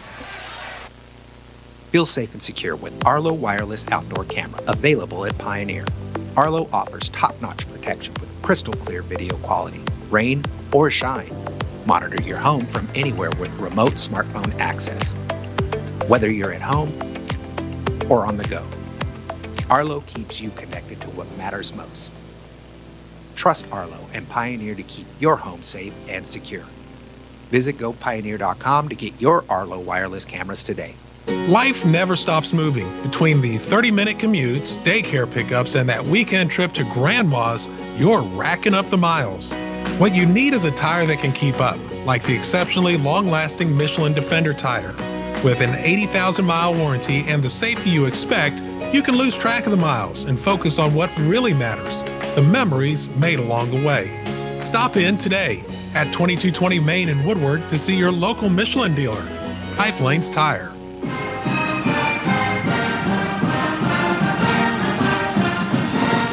And at the half, it's the Boomers on top of Elk City, 36-11. Let's go over your High Plains Tire halftime stats and recap. For Woodward, the first quarter beat Elk City 17-7. The second quarter, they won that 19-4. So an even better defensive quarter for the Boomers there. As far as scoring, 2 players in double figures, both with 11. Caden Gaines, and off the bench, it's Cole Reed, who's also made a 3-point shot. Gaines is yet to make a 3 tonight. He got 6 for Isaiah Washington, 2 for Gage Hutchins, Connor Sunderland, and 4 for Carter Reed. For the Oak City side, nobody has made more than 1 basket other than Crew Keys. He's got 6 of the Oak City 11.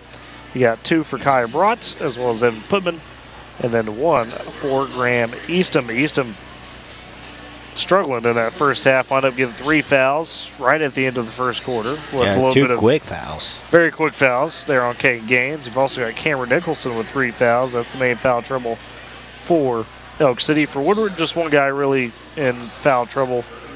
It would be Carter Reed. He winds up getting 3 fouls in that first half. Other than that, Boomers don't have a player with more than 1 foul. Eric, how are we looking on rebounds and turnovers, things of that nature? Surprisingly, and this is kind of, Elk City did a much better job kind of midway through the second quarter towards the end. But rebounds, it's only a 1 rebound advantage for the Boomers, 15-14. Gaines has 3 rebounds. Washington has 3 rebounds. 2 of those on both sides are offensive boards. And then going down, Cole Reed has 2 rebounds. And then Carter Reed, Hutchins, Price, and Laredo. Oh, sorry, Laredo has 2 rebounds as well. But the other guys have 1 board. And so it's kind of been balanced as far as that goes. But really the thing that stands out is the turnovers. Boomers done a pretty good job of forcing some turnovers and frustrating Elk City.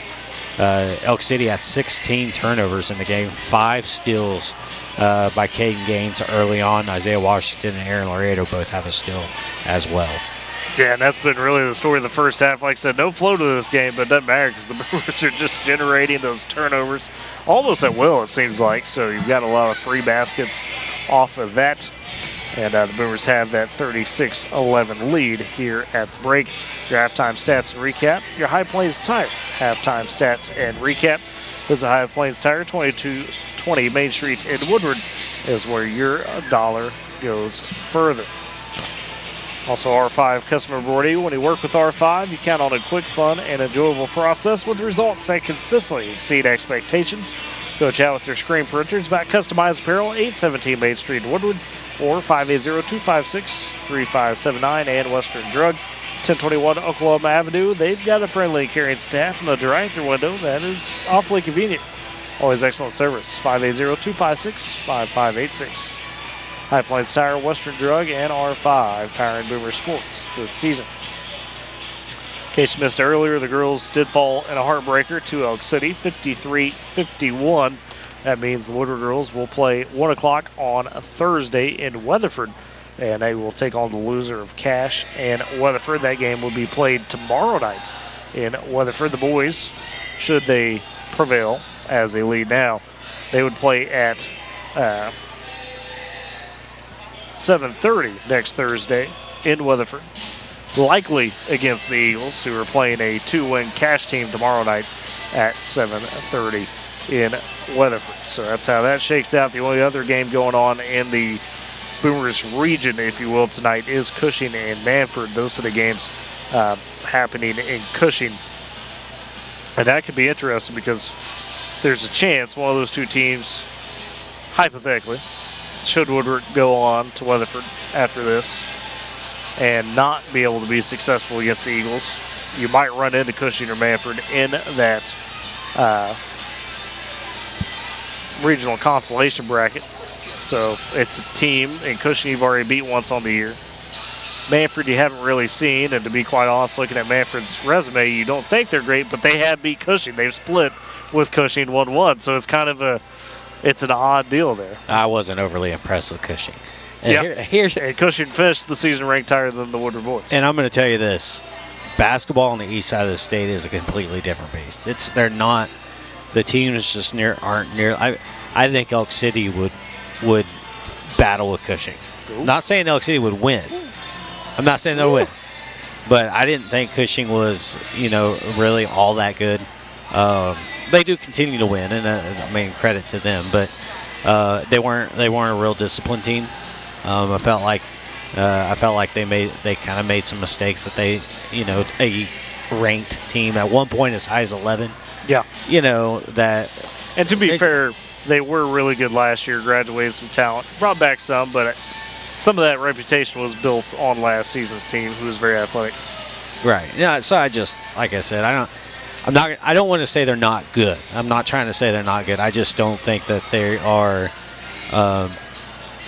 as good as what their ranking was showing at one point this year. But did not have Eric Scott throwing shade on the east side on my bingo card for tonight. But I'm telling you, like, being over there, and experiencing basketball on the east side of the state, it's speaking with authority and experience. It's not the same. Like, it really, like, that is why whenever I was over there and we had the opportunity to get in the Garber tournament, right, I was very intentional about trying to talk our girls and the coach into saying let's go, because we wanted them to see what it's like to play teams from the west side, and to me, because especially in the small schools, big schools is different. You look at Owasso, and sure, they got Montanati. He's incredible. The dude's yes. Easily the best player in the state right now. I mean, I think so. But like whenever I would watch our games, and then I would watch I came over and did the ceiling game. One of the ceiling games, and I was like, man, it's just a different style. It's a lot more physical over on the west side. It's a much more disciplined style of basketball on the west side. And I think that's why a lot of times, especially in your smaller classes, it's the west side that you're seeing, playing for a gold ball on a regular basis. So you're saying west side, best side. I could get down with that. We could come to agreement. Absolutely. And specifically the northwest side. And Let's get there. There are some good teams. I mean, like when Boynton was making when the Boynton teams were really good, which they're not even a school anymore. Yeah. They closed their school. But, there is, Silo, which is kind of on the east side, but they're close enough to I-35. But you know what I'm kind of getting at overall. Though. I see what you're saying. You're saying the east side's bad. It's all right. No, I'm not. So both teams get back out of the locker room to start the second half. Oh, I quit. We'll step aside for break, come back, and get the second half to you. You're listening to Boomer Basketball on Z92 and Boomer TV. Are you looking for a bank that understands your needs and works as hard as you do? Welcome to Bank of Western Oklahoma, proudly serving our area since 1908, offering free checking with no monthly fees and convenient mobile banking. Whether you're in Cordell, Elk City, Weatherford, Woodward, or any of our 6 locations, we're always nearby. Bank of Western Oklahoma, where the Western Oklahoma spirit is alive and well. Member FDIC, an equal housing lender. And about ready to begin the second half in Elk City. Tyler Riggs, Eric, the East Side hater Scott with us. I told you I quit. I don't know why you're saying I'm a part of this broadcast. Boomers will start with the possession to begin the second half. It'll be the starting 5: Carter Reed, Connor Sunderland, Connor Price, Gage Hutchins, and Kate Gaines. Excuse me, Elk City starting with possession. They go work right to left in front of us to begin the second half. The Boomers will go left to right in front of us in the second half. We're up top behind the scores table. So the inbound will go from Webb to Eastham, who's back on the floor with his 3 fouls. High right wing, double teamed immediately. Finds Keys in the corner.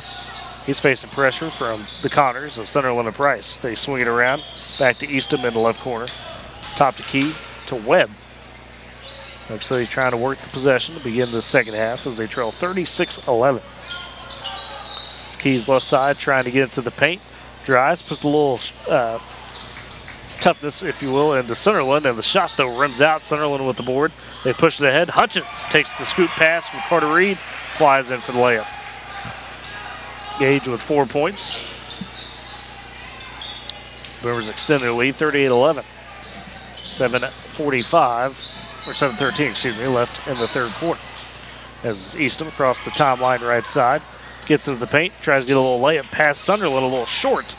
Sunderland with the rebound, flips it ahead to Gaines, to Hutchins. Cross court, left side, Reed steps up, takes the 3, and it splashes home for the senior. Carter Reed with 7. Boomers lead by 30, 41-11. 6:45 left in the third quarter. As it's Nicholson in the backcourt, trapped up a little bit. A long pass, connects to Stover, tries to go behind the back, and not able to connect with Crew Keys, who has to fly in and can't save it. 6:40 left third quarter. That's Price taking the inbounds for the Boomers. Goes right wing to Hutchins. Floats in the paint, looking for Sunderland. Nice leap. The shot, though, short for Sunderland. The second chance draws the foul. He's frustrated with himself for missing that first one. At first, I kind of thought it was an alley-oop from this angle. I was like, it's really high as a rainbow. You're saying Sonny can't jump, man? You're a hater tonight. I'm kidding, Eric. I'm kidding. I'm kidding. I mean, I'll tell him he can't jump. I think he knows. Second foul for Keys in the game. First free throw for Sunderland. Off the mark. So 41-11 still for the Boomers. I just can't wait to see what that guy's going to do on the golf course this year. Oh, yeah. Part of a very successful golf team. 3 points for Sunderland as he makes the second free throw. Elk City trying to push back. Boomer press on about 3/4. As Eastham gets it, does break the press, tries to bounce it to Keys in the paint, loses the handle momentarily. Keys collects. Tough scoop layup from the left side. Short. Rebound taken by Sunderland. Push ahead to Hutchins to Reed. Flies in for the layup, gets the shot and the foul. It's an and 1 for Carter Reed. And that's the ball movement you want to see out of the Boomers. Yeah, that rhythm, coming out of the break, just the way they came out on defense, I kind of felt like that. Hey, okay, they've got that. They kind of reset themselves and they're getting into that rhythm, and now you're seeing that. Free throw for Reed rims out. So 44-11 Boomers advantage. The foul on Webb, his third. He takes up the court for the Elks the other way to Eastham left side. Nicholson besides him. They'll swing it back up to Keys and work it to Eastham on the right corner. It's checked by Gaines. Those two have been trying to battle all night. Eastham hands off to Webb. Pulls up straight away for 3. Nails it. On the pull-up and shoots. Logan Webb, his first basket. Boomers the other way in the corner. Hutchins thinks about it and then missed himself up there. Traveled. Kind of wanted to pump fake, but also pass at the same time, and that didn't work. Yeah, he's kind of been caught in between a lot of different ways today. 44-14. Boomer advantage, but Elk City with the possession as Webb takes the handoff. Goes free throw line Stover, trying to get back to Webb, and that's stolen away by the Boomers. Ahead to Carter Reed, driving on Easton. The layup just rims out from the left side, but Graff able to take it away and put it up and in. So Jake Graff gets his first basket. Makes it 46-14, 5:05 remaining in the quarter. Elk City with Nicholson down on the right baseline. Tries to go cross court. Pass tipped by Hutchins. Works his way to Reed. He'll attack down the right side. Gets past Webb. Easy layup for Carter Reed. He's got 11. And the Boomers with 3 players now at 11 points between Carter Reed, Cole Reed, and Caden Gaines, and a timeout taken by Coach Full. That'll get the job done. That will work for sure. Great Plains Bank, heritage, trust, respect. Those are the things that make Great Plains Bank great. Deep roots across Oklahoma and Texas, they are in touch with communities in which their customers live and work. Compass Athletics, from sports equipment to championship trophies and everything in between. 2024 Main Street, Woodward, or 580-256-7045. Compass Athletics and at Great Plains Bank, Kyron Boomer Sports this season. So the Boomers rolling on the Elks right now. And well on their way to trying to set up a date with the Weatherford Eagles, who still have to beat Cash tomorrow night, but I give it a good 99.95 chance. Hey, if we're going to go on a date in Weatherford, do we get to go to Qdoba? That's above my pay scale in answering that question for you, Eric, to be honest. So we'll have to find that one out when we get there. I want some Qdoba. Or Whataburger. They do have a Whataburger. As Elk City out of the timeout with the possession. Top the key. It's Easton going left wing to Keys. Poked at. Right side. It's Easton trying to drive into the paint. Baseline. Webb, the jumper. Too strong. Rebound poked down to Nicholson. Gets back out to Keys in the paint. Cuts it out. Top the key. Keys on the right side. As Oak City working that possession, Webb top the key with 4:05 left in the quarter. Hand off to Nicholson. He works around to the elbow. Just feeds it to Easton, trying to attack on Graff. Let's works back up to Keys, looking to attack. Brewers just keeping him at bay, and then Keys ultimately driving. They'll say it's poked away from him. I think he lost it. So they say poked away. So we're trying to figure out some career points maybe there with Miranda Fisher. See how Bradley's got to be close to 1,000. Is that the debate there? Yeah, I think that's what she was trying to figure out. If we knew kind of where she was at and all that kind of stuff. Unfortunately, as far as total career points, don't have the exact number. Have to dig back through the records. So, but she should be close with these last 2 years. Turnover by Elk City on the possession. As Boomers the other way, it's Washington on the right elbow, trying to go to work on Brock. Gets in deep. His shot a little too strong. Gaines able to fly across, get the rebound, and put it back up and in. 13 for Caden Gaines. As the Boomers continue to pull away from the Elks, 50-14. 3:25 left in the quarter. That's Easton high, left wing, guarded tightly by Graff. Flies at the paint. Shot may be affected by Washington, then the foul underneath. Are they going to call that a shooting foul? Yeah, I think they're going to say. It did look like Isaiah kind of got a piece of him as he came in there. Typically, Isaiah does a pretty good job of saying that, I did it. And, he was kind of surprised. I don't think he made much contact. But. And the free throw from Easton, first one falls.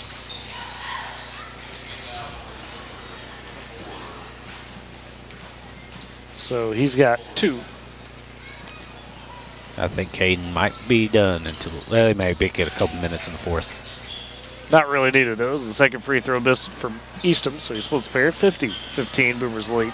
It's Laredo atop the key.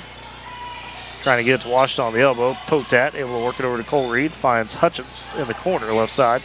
Washington trying to get work on a triple team. Nice scoop pass to Hutchins, but his layup way too strong. Gage frustrated with himself on that one. Oak City with rebound, and other way they go with Webb attacking into the paint. Just a wild runner, and loses the handle of it. Goes out of bounds. Back to the Boomers. 2:50 left in the third quarter. Now, I like the fact that Coach Gaines is leaving leaving Hutchins out there on the floor because, you know, he's kind of struggling a little bit tonight. Has a little bit of confidence issues going on, so, you know, hopefully he can get that back. Nice little give and go for the Boomers as Jake Graff winds up getting the easy basket. And shout out to Mr. Ramsey. Does an excellent job broadcasting Weatherford side of things. He said, do you need a Qdoba gift card to come to Dubtown? Yes. Maybe so, Mr. Ramsey. Maybe so. I will gladly accept. As a miss from Elk City. Boomers the other way quickly. Ooh, hard collision between Hutchins and is that, trying to see for Elk City. Looks like Putman as they collided.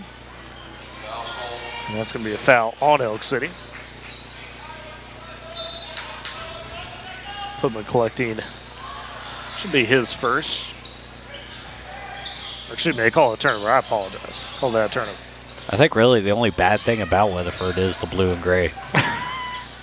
My therapist is there. The Swassoo side of it. My therapist is there. My dentist is there. Like, it's a good town. Wow, this man trying to become an Eagle. And a nice smooth layup taken there from Eastham on the Boomers. He's got 4 points now. 52-17, minute 45 left third quarter. As Boomers a turnover on the baseline. Godwin's over here, half Paul doing his paws up. One hand with the guns, one hand with the paws. Godwin's a weird breed because he was half Ranger, half Paul. You'd be surprised. There's actually a lot of those. He's a Ranger dog. I don't know what to call him. Nice turnaround jumper from Elk City, east of another basket. Starting to wake up a little bit. He's got 6. Boomers still lead 52-19. With 20 left in the third quarter. A drive by Graff into the paint and able to get one home off the layup. He's got 6 points. It's across the timeline for Elk City. It's Graham looking to, or Eastham, excuse me, looking to attack again. Just trying to hand off to Keys on the right wing. He's fouled as racing in was Laredo. I believe Laredo going to pick up that foul. So he's got 2.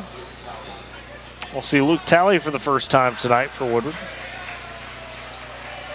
So he'll take out Gage Hutchins. So it's Washington, Laredo, Talley, Graff, and Cole Reed, the 5 for the Boomers. As on the inbound in the backcourt, Putman on the handle. 58 seconds remain in third quarter. Woodward leads 54-19. Putman high right wing. Able to work it. And an attack, a drive by Gillens, and he's fouled all the way up. Can't complete the layup, but it'll send Elijah Gillens to the free throw line. And he'll get Cole Reed for his second. As the third team foul of the quarter for the Boomers with 48 seconds remaining in the frame. 54-19, the Woodward lead. Gillens cutting into that, making the first free throw. His first point of the day. You know, I was looking at, since we're talking to Weatherford boys, I believe, and I'm going to have to double check with Mr. Ramsey on this one, between between Nixon, the Sages, and Walker Kinney, I believe they're tallying nearly 5,000 points, if not over that. That's pretty good. That's all right. That's all right. In terms of career points, it's impressive. Luke Talley at the free throw line for the Boomers. First free throw off the front of the rim. Means 54-21.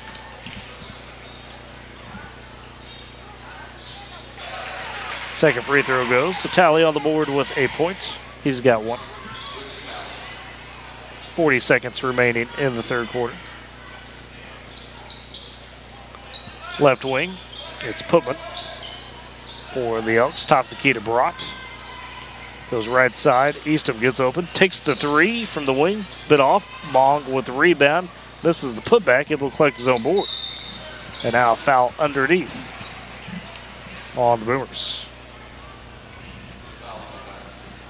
And they'll get Laredo. That's his third.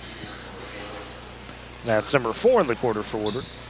20 seconds remaining in the third. Sends Mong to the free throw line. And his first one off the front of the rim. You'd ask Mr. Ramsey what it's like having to call a lot of games like this, because I'm just kind of like, ugh. Yeah. Well, he had to call the ultimate one like this, the stall ball game with Anadarko. That's true. Well, that's the tough one. Wasn't he the one that was singing Christmas carols? I mean, what else do you do? Free throw taken or made by Mong. 55-22 Boomers lead. Oh. Washington the other way for the Boomers, Yeah. and the offensive foul. He got out of control trying to get into the paint. I mean, I imagine, you just enjoy the show, if you will, in those type of games. Zell City back with the possession. Putman, left wing, going to heave it at the buzzer. Oh! Splashed it home to end the third quarter for Evan Putman. Don't call it a comeback. He's got 5, and Elk City trails 55-25 headed into the fourth. The Boomers trying to secure that spot in the upper side of the regional. We'll step aside. You're listening to Boomer Basketball on Z92 and Boomer TV. You tackle an endless to-do list every day. It may seem like a thankless job, but you know better. It's the little things that matter most. That's why you'll appreciate the enduring value of the Michelin Defender tire. Designed for doers like you, Michelin's longest-lasting tire keeps you on the go longer, so you have one less thing to worry about on your next road trip. Stop in today for miles of uncompromised safety and performance. Visit your local Michelin dealer, High Plains Tire, at 2220 Main in Woodward. Tired of complicated Wi-Fi management? Go Pioneer Smart Wi-Fi makes it easy. With Go Pioneer Smart Wi-Fi, you can set your Wi-Fi password, view all your connected devices, and even run speed tests all from your phone. Need to set up parental controls? No problem. Simple, smart, secure. Stay connected and in control with Go Pioneer Smart Wi-Fi. Visit GoPioneer.com to learn more. And the fourth quarter underway for the Boomers as they lead 55-25. 7:45 left in the game. The starting 5 back in, and the Boomers turn it over on the first possession. Carter Reed couldn't track it down near the timeline after a bit of a wild pass. It's Webb inbounding for Elk City in front of his own bench to Brott, left corner. Goes cross court. Eastham steps into a right elbow jumper. That's a little strong. Rebound taken by the Boomers as it's fed ahead to Price. Right side to Gaines. Dumps it down to Sutherland. A little cut back by Gaines. Flies in. Easy layup for Caden. So he's got 15 on the night. Leading the Boomers. Scoring has been spread out well. 57-25. 7:15 left in the ball game. A 3 on the way from Webb. A little short. Rebound taken by Carter Reed. He races ahead, gets by all the defenders, but then loses the handle trying to gather it to put it up for the layup. So unfortunate for Carter Reed. Don't think Hayden's going to get his average tonight. Yeah, but in this way, it's okay. When you're doubling up plus, nothing wrong with that. Webb the other way for Oak City. Gaines with a bit of an affected shot there as he gets it, puts it ahead to Carter Reed, tries to get the dunk, does Carter. And just has to flip it for the layup, essentially roll it in. He's got 13. 59-25. But we're starting 5, trying to close strong here.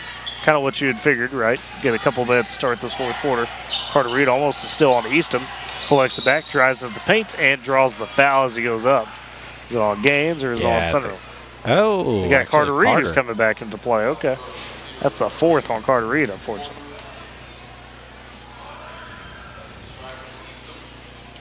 So send Eastham to the free throw line. First free throw misses. It's Eastham with 6 points on the night. Second free throw on the way. That one rims out, misses both. Rebound by Sunderland underneath. They'll get ahead of Carter Reed. Kind of lost the handle momentarily, but got back to Gaines, right wing to Sunderland. Near the paint, Gaines gets back on the wing, thinking about the shot on Webb. Instead, in the corner to Hutchins. Just flips it calmly into Sunderland. Hutchins cuts to the basket, gets by traffic, blows the layup though too strong, gets a second chance, and puts it back home. So Hutchins able to put it in. He's got 6. 61-25, Boomer advantage. As Brott takes in the paint for Elk City, out to Easton for 3 on the corner. Bit off the mark, rebound scooped up by Gaines. So push down the left side, has it top the key, right wing to Price. In the corner, Hutchins, top up to Carter Reed. Spins into the paint on Nicholson, trying to scoop the pass to Hutchins, off the mark, and stolen away by Elk City. As Easton races down the left side, hop steps near the paint, the floater a bit too strong, brought the backside cleat up, and he's fouled hard by Gaines. Barely missed the block attempt over the top. 5:35 left, 61-25, Boomers lead. As Brott will head to the line, Gaines picks up his first foul. You know, the thing about having kids is you recognize the sound of their. I knew that was Brantley immediately. And Brandy trying to quiet him a little bit. First free throw from Brott, too strong. Boring's in the game. Yes, Mason Board, the senior, steps in. Took out Connor And he got a Shuttle, rebound. And he gets the board as the free throw off by Brott. He misses both. Moves the other way. Carter Reed left side, gets to Boring. Below the free throw line, pulls up for the quick jumper. A little short there. Rebound down to Elk City with Webb. Trying to push it ahead. He's in the right corner, guarded tightly by Bourne. In the corner to Nicholson. Left side, top of the key, back up to Easton. Will reset for the Elks. 5 minutes left in the ball game. Woodward well in control, 61-25. Easton, a spin move on Carter Reed. The layup a little short. Gaines gobbles up the rebound. Ahead to Hutchins. He'll go easy for the layup down the right side. Gage Hutchins with 8. Could be the 4th Boomer in double figures if he gets there. 63-25, Boomer advantage. Elk City possession as Putman on the right wing. Closed the third quarter with a 3-pointer. That was deep. Top the key to Webb. He spins, tries to attack on Boring, and Gaines come over and just swats it away. Gaines was just lurking, waiting on that one. Speaking of lurking, have you seen their mascot walking around here? Yeah, a little creepy at times. Very little creepy. That's very creepy. A little creepy. I'm not, that's what it is. Jake Graff, as well as Jesse Treese checking into the ball game for the Boomers. Carter Reed, King Gaines still out there, as well as Mason Bourne. Go elk cutting from across the gym here. I'm sitting there looking at it. Easton, top of the key. Trying to dribble, good dribble moves as he gets all the way to the baseline on Gaines, but then traveled as Gaines just playing it straight up on him. We'll see Grayson Roach, Crosby Reed into the ball game, taking out Gaines and Carter Reed.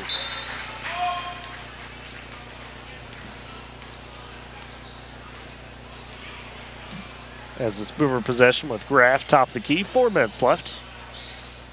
63-25, Boomers lead. Roach swings it left side to Treese. Gets back to Roach on the baseline. Out to Boring. On the wing, he's looking to attack, baby. Cut off, finds Graff. Graff calls for that screen on Boring. Didn't quite use it. Now tries to bounce it to the senior in the paint, and that one off the mark on the bounce. Sails out of bounds. I think they're trying to get Mason a basket. It's just not working right now. I think they're. Has he had one this year? I know he's been close. I think he said free throws, if not one field goal. I think he may have cleaned something up. I have to go back and look at the records. I know he knocked that one, or he had that good opportunity for 3. And a turnover for Elk City. Boomers the other way. Treese gets it ahead to Boring, and he loses the handle there. Elk City steals it right back. 3:30 left in the game. Boomers lead 63-25. Going to advance on to the regional winner side of the bracket. As Webb works below the elbow for Elk City. Kicks out. Nice kick out to Graham. Easton hits the 3. He's got 9 from the right corner. That's Graff cross timeline, top of the key for the Boomers. Again, trying to get Mason Boren, I think, a basket. Oh, cuts off or rolls off the screen, but the pass off by Graff, stolen away by the Elks. That's high right side. It's Graham Easton with the possession, trying to attack. He'll lose the handle. Oh, okay, called the foul there. As he slides to the floor. Oh, okay, they got on Graff. I thought they were going to call it on Roach. I was like, what, he fouled the ball? Right, Like, yeah. Graff makes sense, made poke from behind, so that makes some sense. As Mason Boren checks out, Luke Talley comes in. So it's Graff, Crosby, Reed, Luke Talley, Grayson Roach, and Treese, the 5 for the Boomers. Inbounds for Elk City, high off the glass and in for the Elks is Julian Domingo. Or, no, excuse me. 63-30, Boomers lead. 2:35 left in the game. As Boomers working around, Roach open underneath, able to get it home for the layup. They lost Grayson Roach. He gets the easy lay-in. So 65-30, Boomers advantage. They didn't even put the points up on the board yet. Hopefully they'll put it up there. As is Keys on the right side. 3 all the way for Elk City, a bit strong from Tucker Garza.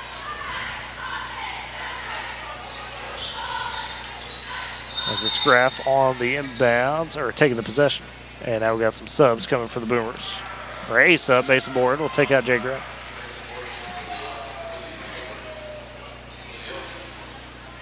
By God, we're going to get Mason Boren in that basket. He better. 150 left in the game. He's going to be fired. Boomers lead 65-30. He's going to go hang out with Godwin on the soccer field. Oh, Godwin's like, down for that. He's like, I need my guys. Go left wing, Crosby, Reed. In the corner, Talley. He'll tee up the 3, and that's off the back iron. Rebound, though. Reed able to grab it. Crosby, Reed trying to attack. Cut off. Block. Turn around. Fade away. Too strong. Rebound taken by Elk City. As the Elks working ahead. Right side.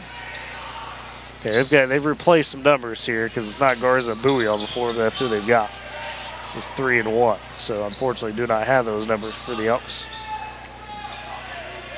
Or 30 for that matter. Got on the left wing. To David Jackson. He'll try to drive. Finger roll layup too strong.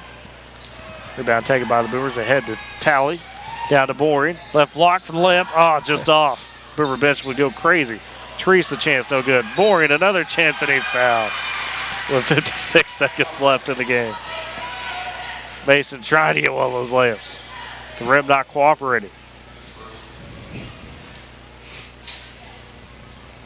And the free throw, good for Mason. Makes the first one.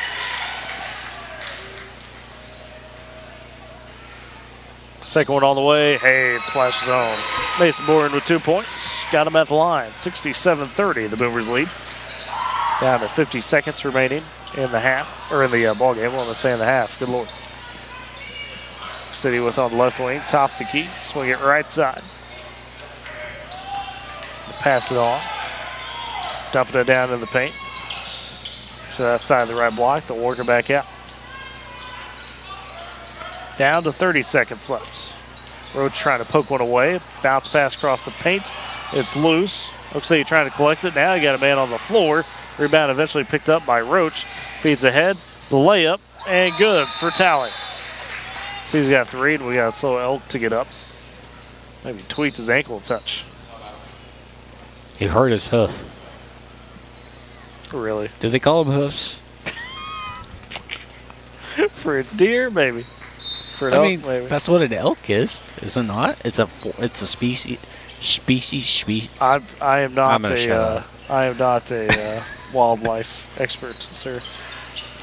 10 seconds left. Elk City with possession. That's lead 69-30. So they might just dribble this one out. Down 3, 2, 1.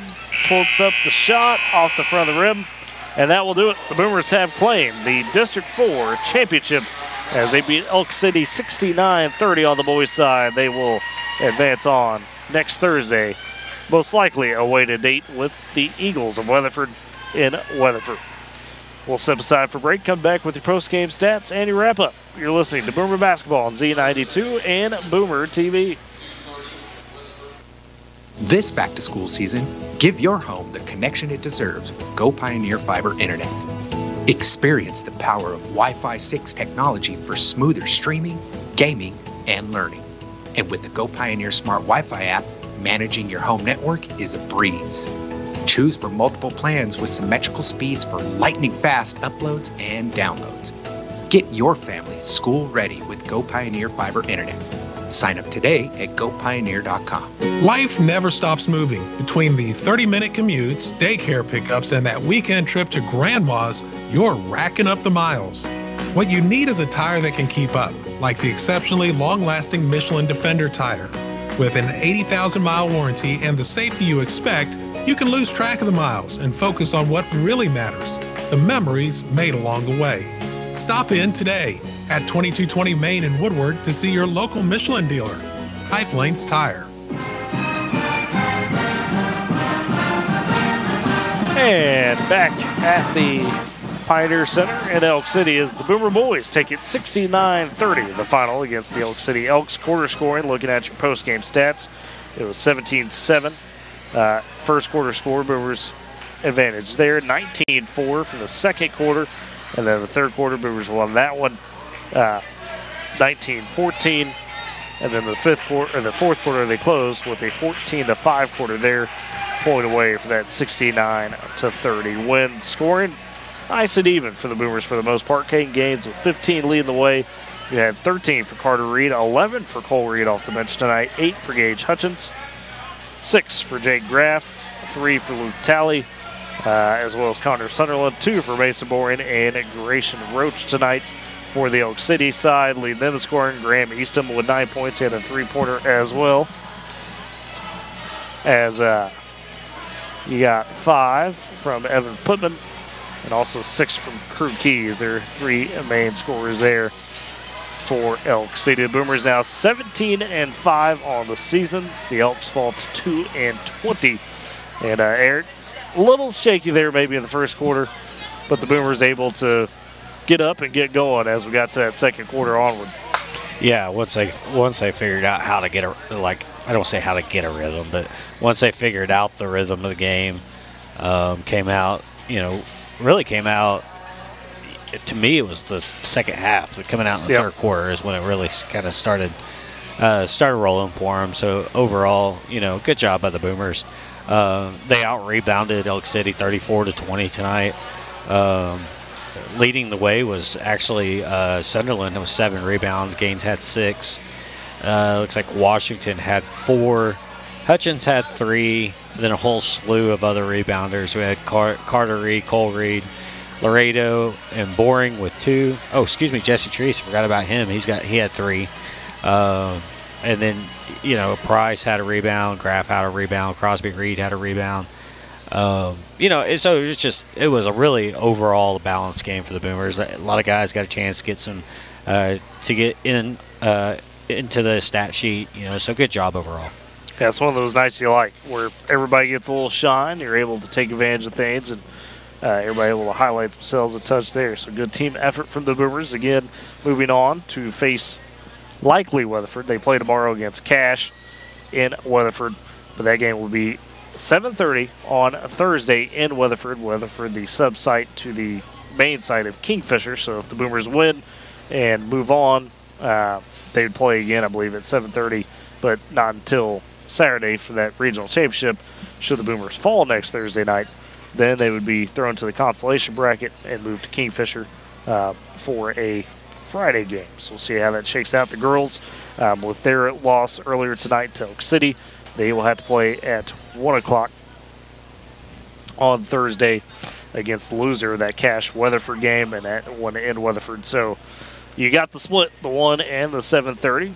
Maybe not ideal, but again, we talked about for the girls' side. I know it's tough to lose the game tonight, but we see them be able to take that and move on, do really good things going forward throughout the regional and past years. And the boys, this marks the 3rd time in the last 4 years they have won districts, all coming here at Elk City. And all you could hope is that maybe you could try to shock the world against Weatherford. Going to be tough, but see what you can do. At the very least, you should have a good shot to try to get through that regional consolation bracket as well. Yeah, you just go in there and you got to look at the fact you kind of ignore, what Weatherford's been, what Weatherford did to you early in the year. You're a different team than what Weatherford saw earlier in the year, just as far as some of that chemistry and all that kind of stuff. You just got to go in there and play, and you expect to win. Don't go in there and expect to, hey, we're going to try to do our best and right. just get, go in there, expect to win, do your job, and like I said, maybe you do shock some people. You shock Weatherford, catch them off guard a little bit, and then if you lose, you go on, you play. At that point, you're going to have to play, 2 more games that weekend. You're going to have to play 3 games in area to have a shot, But hey, that's a part of it. You have the stamina to do it. You've got the depth to do it. So you could take care of business. Absolutely, and that brings us to our Bank of Western Oklahoma player of the game. I think tonight we go a little off the beaten path. I say this, you mentioned third quarter was good. Also, some effort off the bench tonight was good. I'd say we'll go Cole Reed with his 11 points. Came in, provided a little fire, able to get some good baskets. So we'll go Cole Reed, our Bank of Western Oklahoma player of the game. Bank of Western Oklahoma goes beyond banking. No matter where you are, the Bank of Western Oklahoma is always close. Find a location near you at bankofwesternoklahoma.com. So, with that all said tonight, the final wrap-up. Again, the Boomer boys take the win, 69-30. They now 17-5 on the season. The Boomer girls do fall to Elk City, 53-51, now 10-12 on the year. And game times next Thursday, 1 o'clock and 7:30 in Weatherford for the girls and boys. Until then, we'll probably catch you. We'll catch you on the Coaches Show next week at Long Shots. Catch up with both teams, catch up with some players and coaches, get some thoughts and some preview going into that regional. For Eric Scott, for myself, Tyler Riggs, and for Mr. Chris Godwin, doing an excellent job on Boomer TV. Everybody, whether you watched on Boomer TV or listened on Z92, we appreciate you tuning in tonight, and we hope you have a great rest of your weekend. You've been listening to Boomer